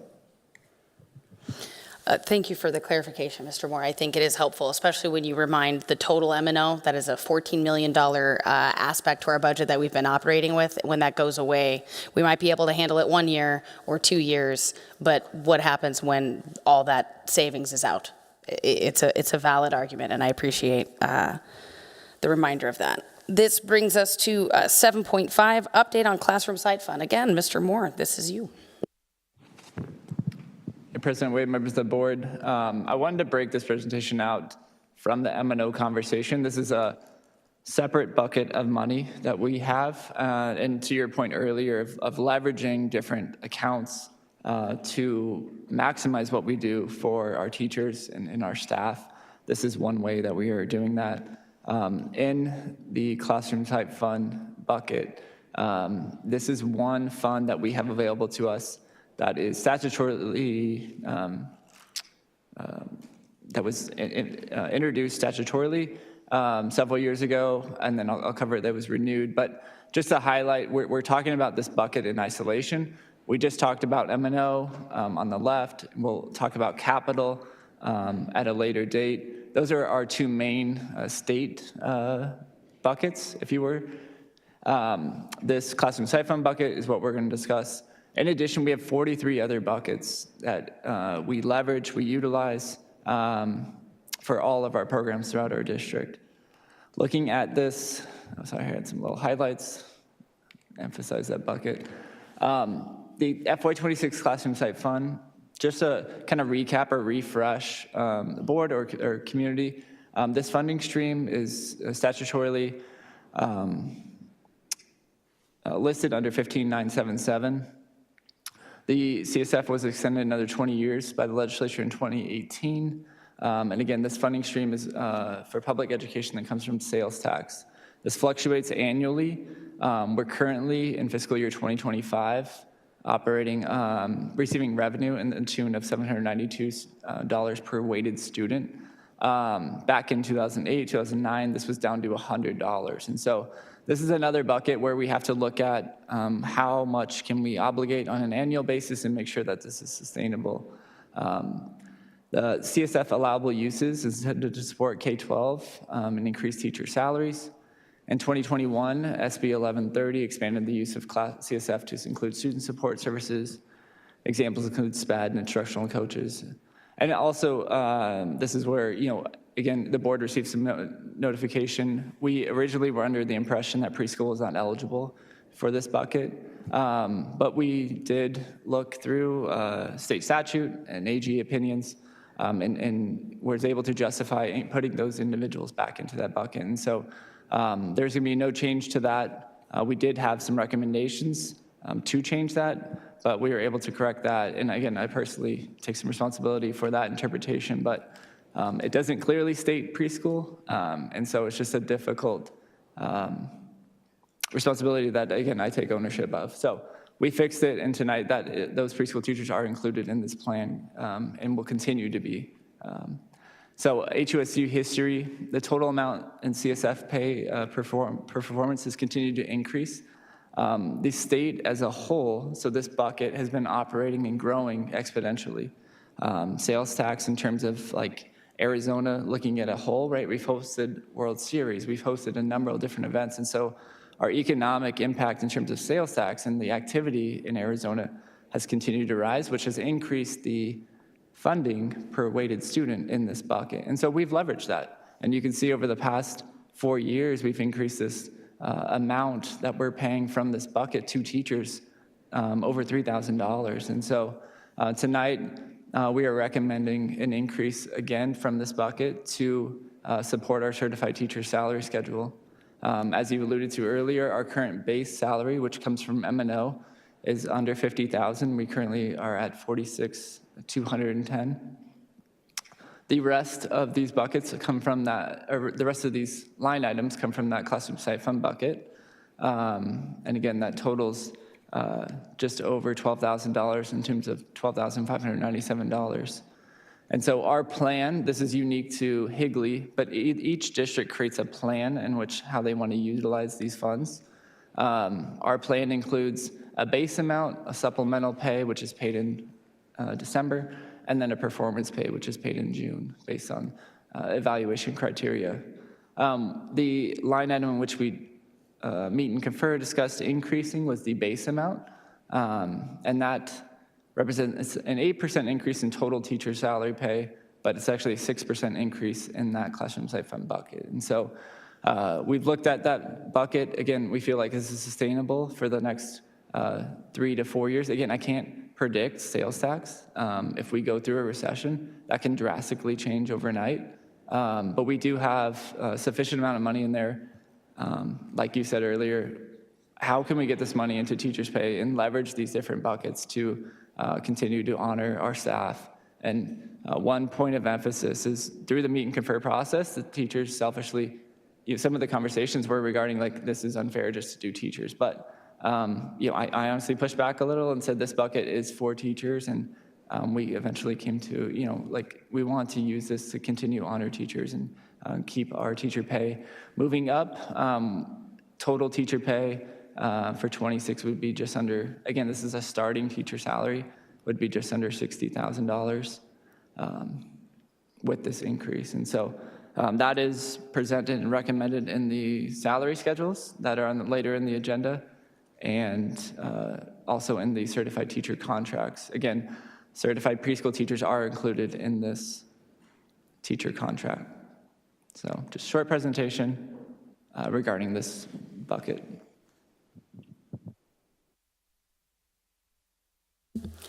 Any questions or comments before we move on to action items? This brings us to 8.1, approval of award RFQ number 25-02-30, construction manager at risk, CMAR, for weatherization of schools to Concord General Contracting. Mr. Moore, you also have a comment on this one? Yeah, President Wade, members of the board, I just have a brief comment. The district issued an RFQ for construction manager at risk for seven approximately weatherization projects that we are in the application phase for the school facilities division. Through this process, bundling this with one single contractor, the district felt that we'd get better pricing in the long run. And so the committee, as you see, is presented in the agenda, and they participated through two interview processes and ultimately recommended Concord to be the contractor of choice for these projects. Again, these projects are not, I want to state very clearly, are not funded currently. If the state awards these, we now have a contractor in place to go forth and start the construction on these. So we are optimistic this August, again, depending on the legislative cycle and how much budget is allocated towards the SFB for next year, that some of these projects will get approved in August. So from that point, we would bring back the total construction cost for the board to approve. Tonight, you're only approving the contractor of record if and when these projects get approved. So thank you. Do we have any questions or comments before I make the motion? I motion that the governing board approve the award of request for qualifications, RFQ, number 25-02-30, for the construction manager at risk, CMAR, for the weatherization of schools project to Concord General Contracting. Thank you, Ms. Jarman. For the second, all those in favor? Aye. Motion carries 5-0. Next, this brings us to 8.2, tentative approval of fiscal year 2026 maintenance and operation budget. Do we have any questions or comments before I make the motion? I motion that the governing board tentatively approve the fiscal year 2026 maintenance and operations budget to allow for the issuance of contracts to all employees for the 2025-2026 school year. Second. Thank you, Mr. Glover, for this second. All those in favor? Aye. Aye. Aye. All those opposed? Are you abstaining? Did you say aye? Oh, sorry, my bad, I did not. This is 8.2, that's correct. Okay, so then motion carries 5-0. This moves us to 8.3, direct district administration to proceed with M&O override resolution for the November 2025 election. Mr. Moore, do you have comments for this? Yeah, President Wade, members of the board, the district is seeking direction.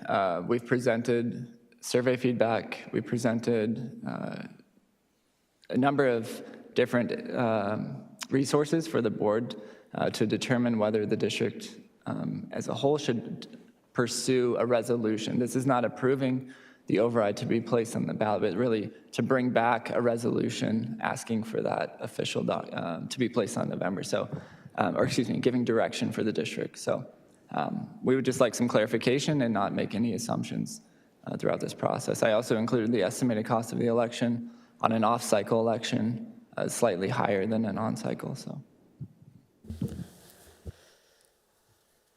President Wade, Mr. Moore, what's the 100,000? What's that based on? Because the off-cycle special elections definitely cost more. Yeah, President Wade, Member Van Hook. So in an on-cycle election, if the town of Gilbert is also issuing an initiative, we can split the cost for voter registration. So there's 60,000 approximately registered voters within our 24 square miles.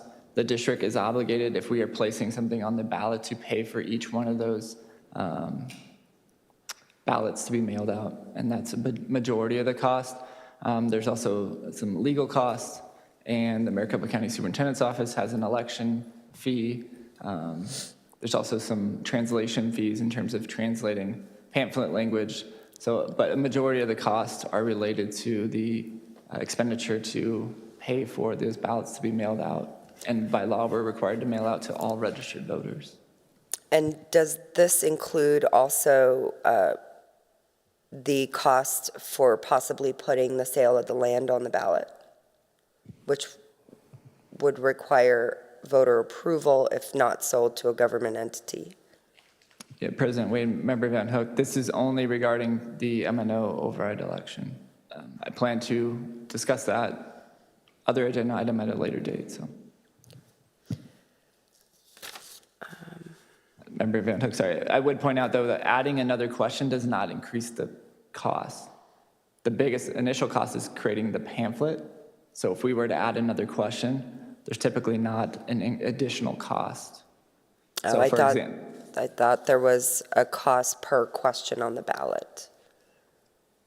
Not with the mailing. Okay. Yeah. Oh, yes, mail-in. Yes, I forgot about that. So it would be a mail-in only ballot. Okay. Sorry, I'm just reading through my notes.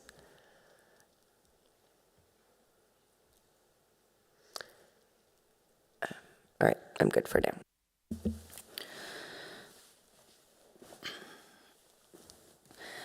I motion that the governing board authorize district administration to proceed with drafting a M&O override resolution for the November 2025 election.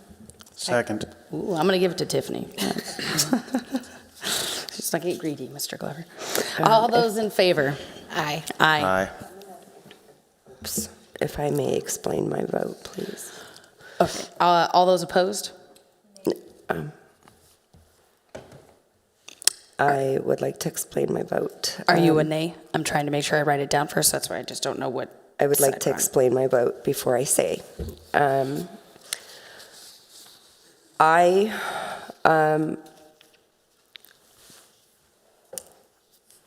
have concerns because 2 months ago, we want to talk about the will of the voters. 2 months ago, the voters again turned down the override. And I want to be able to get more information and more options on what we can do. So at this point, I'm going to abstain, but I would like to schedule time to meet with you, Mr. Moore, to figure out what other options we have that we can potentially look at before moving forward with this. Thank you. Motion passes 3-1 with 1 abstention. Item 8.4, waive second read and approval of GCB professional staff contracts and compensation. Do we have any questions or comments before I make the motion? I motion that the governing board waive the second, 8.4.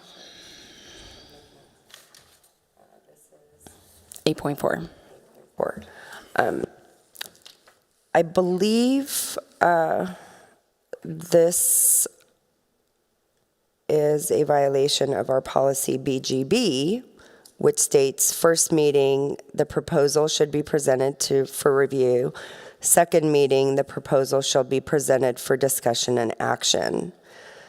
And BGB says policies may be adopted or amended at a single meeting of the board when the proposed policy or amendment is consistent with statutes and other policies, and board members are unanimously in favor of adoption.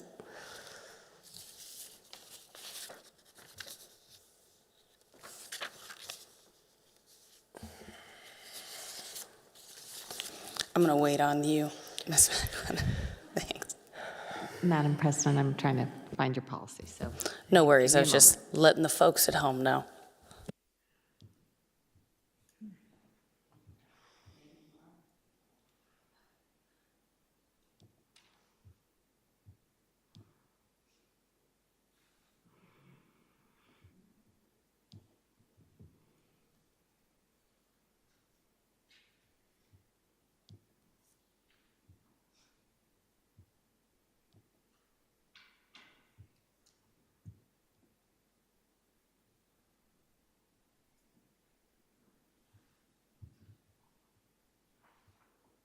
Okay, I'm there. Give me a second.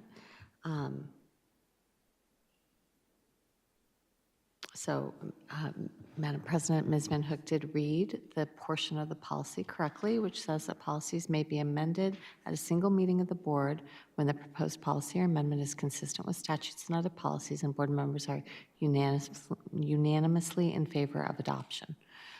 So the question would be whether if you waive the second read, which you are permitted to waive policy, can you waive the provision of your policy that requires the unanimous approval?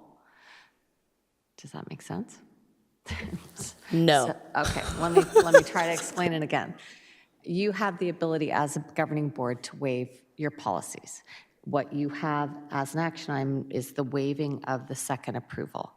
So the legal question is whether you can both waive the second reading and waive the requirement for unanimous approval. So in other words, decide to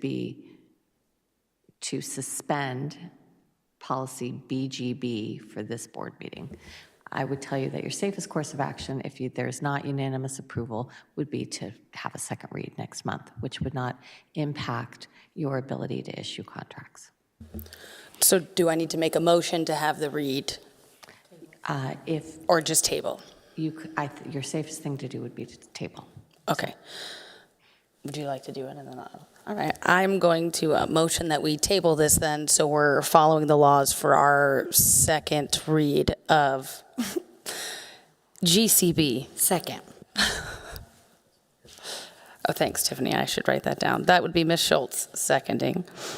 All those in favor of tabling? Aye. Yep. Okay, great. The table will carry 5-0. This brings us to 8.5, approval of 2025-2026 salary schedules. Ms. Johnson, comments? Madam President, yes. Just to let you know, and this was in status last week, but the changes to the supplemental, salary schedules. So supplemental is the changes that were described in status last week, as well as what Mr. Moore alluded to with the classroom site fund of the increase of $487.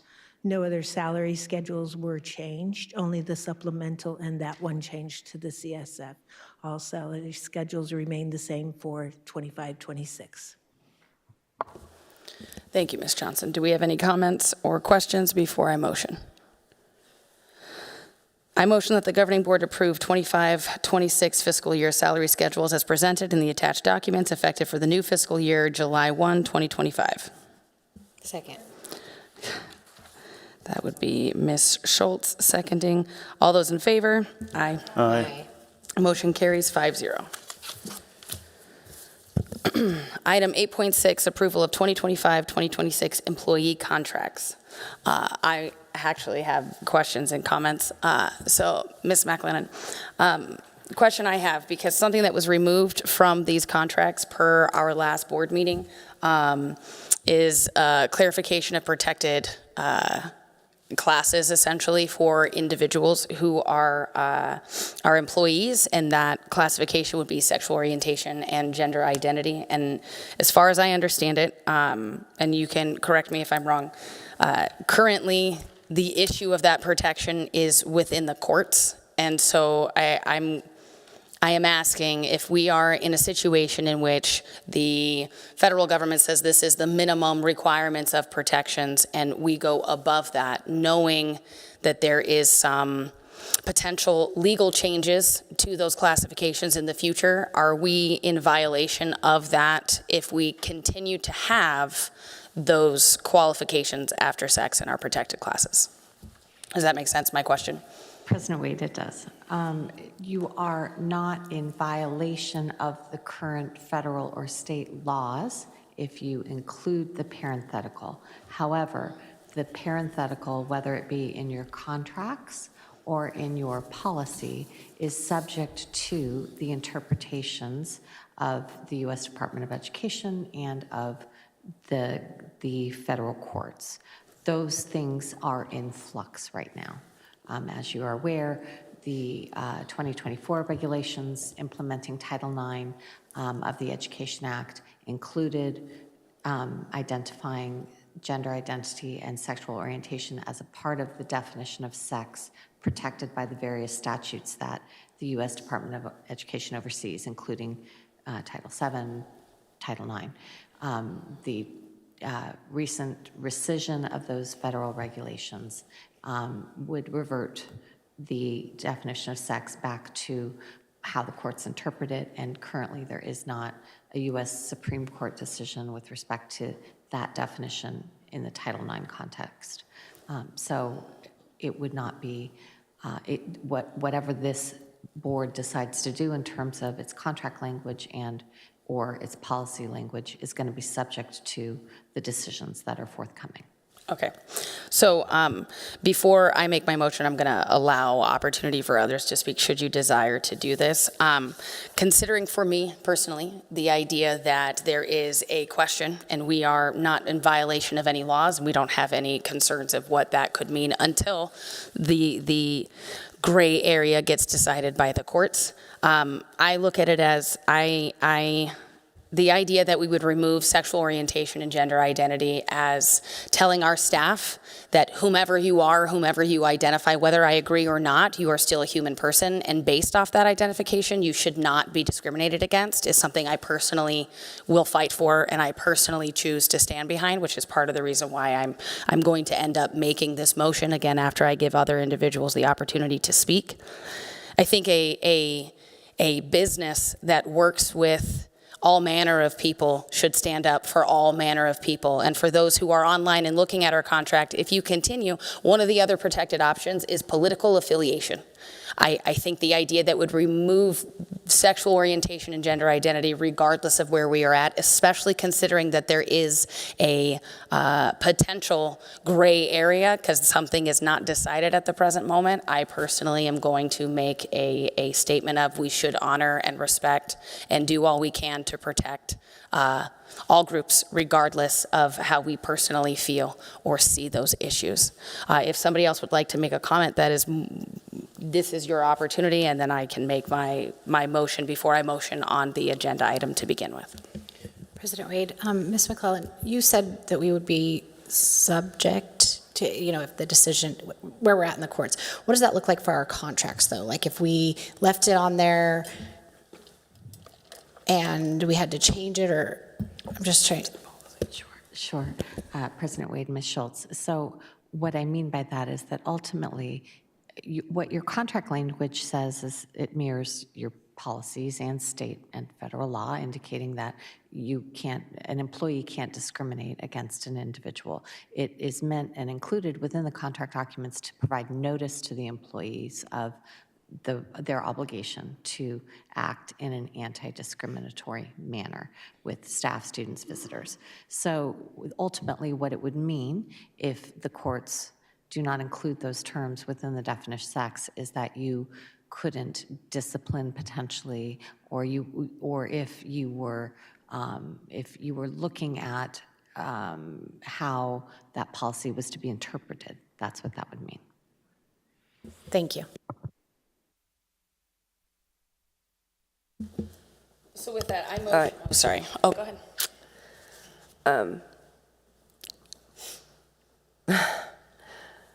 So based on, I got to bring up the contract.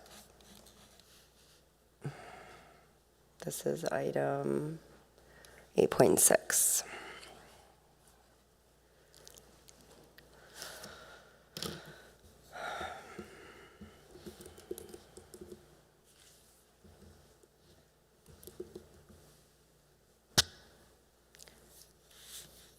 So current language is person, sex, race, religion, color, national origin, age, disability, veteran status, political affiliation, and genetic code. So by saying person, sex, that should cover a person's sex. And based on the executive order, yes, somebody's challenging it, but at the same time,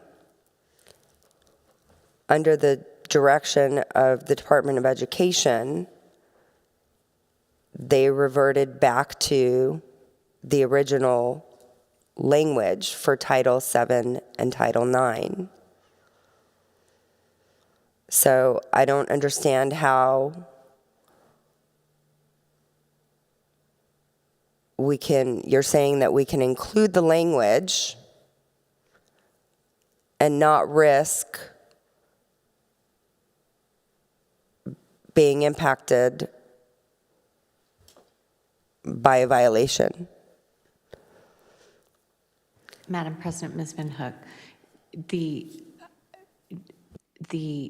definition of sex, whether it be in your contract or your policy, is going to be subject to federal law.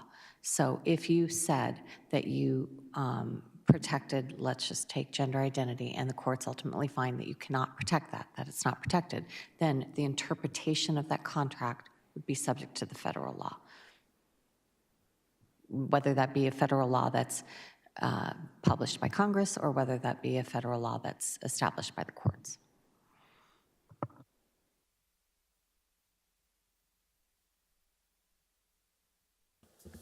I thought it got rescinded. Madam President, Ms. Jarman, the U.S. Department of Education published regulations in the Title IX context that contained an expansive definition of sex, and it was rescinded in January of 2025. So now the definition of sex is subject solely to the interpretation of the courts without guidance from the U.S. Department of Education's regulations. President Wade, and what about the other executive order related to male and female? Madam President, Ms. Van Hook, so again, that executive order is also, as I understand it, currently subject to litigation. So all of this, when you describe it as gray, I would say that's accurate. We don't know how the courts will come out with respect to this issue, especially in light of the U.S. Supreme Court's decision in Bostock, where they did extend the definition of sex to include sexual orientation in the Title VII context. So it's very gray. It is, in all transparency, it's my office's recommendation that you remove the parenthetical just so that then sex is up to the courts, right? But it's a decision for the board.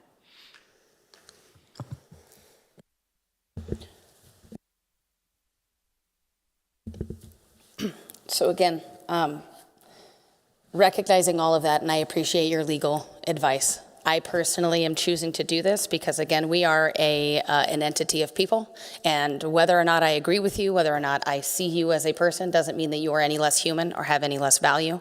And so at the end of the day, I argue that until the courts decide this, and there is some potential legal ramifications because my job is to serve the best interest of Higley, that while it is gray, I am going to say that we should include the parentheticals, because whether or not you agree with them, queer folk exist, trans folk exist. And so I personally am going to motion that we approve employment contracts as presented, with the exception of retaining the parenthetical information following the word sex in the anti-discrimination requirement. Second. Mr. Glover seconded. I was going to write that on the wrong thing. Oh, goodness, Christine, I do not know where you want me to write it, but I'm writing it down right here. Mr. Glover seconded that. Thank you. All those in favor of including that language, the parentheticals after the word sex? Aye. Aye. All those opposed? Nay. That motion to include, when I make this motion for what we have before, do I need to say including anything of the motion that we just carried, or is that kind of understood? I just want to make sure I use the proper language. Yeah, so now approval of that, yes. So you've amended the contract language, and now you would approve the as amended. Okay, so I motion that the governing board approve the 2025-2026 contracts as amended. Second. Ms. Schultz will second that. All those in favor? Aye. All those opposed? Nay. Motion carries 3-2. Go ahead. I just want to quickly say, I don't want to discriminate against anyone, and if it's not a legal ramification, then I don't understand why we would go backwards, so. President Wade, if I may. Yeah, I don't think anybody's going backwards. I think that nobody should be discriminated, no matter what. Everybody should be treated as human beings, and at the same time, nobody should require special treatments based on a specific belief. Everybody should be treated equally and equal as human beings. So to require anything additional, I think is discriminatory within itself. So I just want to clarify that nothing we just voted on gave anybody special treatment. Correct, Ms. McClellan? President Wade, Ms. Schultz, that's correct. Thank you. Item 8.7, approval of wait, that's what we're on, right? Yeah, okay, sorry, didn't mark. 8.7, approval of overnight and/or out-of-state staff travel. We have any questions or comments? yes.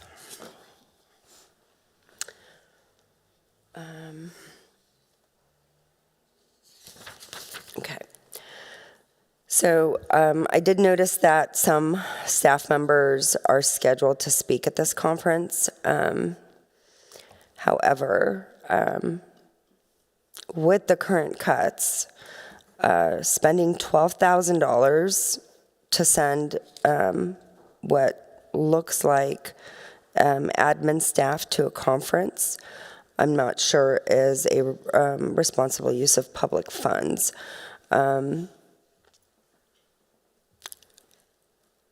this is, again, if we're considering, for instance, the Mandarin program, 50,000. I'm sorry? The Mandarin is 500,000. I think the numbers changed for some reason, because I remember there was like coaches on there too at like 35,000, and that's different. So this was before I saw the numbers change. But anyway, this is like whatever's 50,000, this is a quarter way of being able to fund that. And as a speaker mentioned, we did spend $500,000 last year and the year before on travel-related expenses. And we need to consider those expenses when we're dealing with cuts. That's all. First, again, Board Member Van Hook, I agree with you in that we should not do frivolous spending, especially considering where we're at for the cuts. Some things that either you may not be aware of or at the very least certain members of the public. Our administrative staff, our certified teachers, we are contractually obligated to do PD. It is a state requirement in order for us to retain our certifications. And so the idea that we as an entity would provide that funding, I existed before in Higley in which we weren't paying for some of that staff training, and then what happened, staff didn't get the training, and our results kind of reflected some of those things. So while I hear you in that it isn't, wise to just do frivolous spending, again, these are contractual obligations that we have for our staff. The expectation is that they, in order to maintain their certs, have to receive professional development. And as an organization, if we are requiring that you do that, the state doesn't provide the funding for that. It has to come from somewhere. Otherwise, we run the risk of having less qualified teachers. And something else to keep in mind is, again, our neighboring districts do provide funding for these professional developments. And so what that means is if you're a teacher, you don't come here because we won't pay for it. And it can be costly, and that's tough. So I just think that aspect's important, having that cert, that requirement. I don't know how many people are aware of the fact that it is literally a contractual obligation, and I'm required by the state of Arizona to do that training in order to maintain my cert. President Wade, in regards to this specific travel, I believe this is 13 admin staff, and I do understand the importance of professional development, but when we are making cuts, sending 13 people to Laughlin for several days is something that we could maybe look at and consider otherwise. But I do get that professional development is required. But again, we've spent $500,000 the last 2 years in a row for that, and we need to look at the bigger picture. I motion that the governing board approve the overnight and out-of-state travel request as presented. Great, thanks, Mr. Glover. All those in favor? Aye. Aye. Aye. All those opposed? Motion carries 3-2. Items for future agenda. This agenda item is for the governing board to have a running, oh wait, do I even need to say that? Do we just have, does anyone have any requests for future agenda items? Oh goodness, the last page. I motion we adjourn this meeting. Thanks, Anna Van Hook seconded. All those in favor? Aye. Aye. Motion carries 5-0. Thank you for everyone who stayed. Thank you.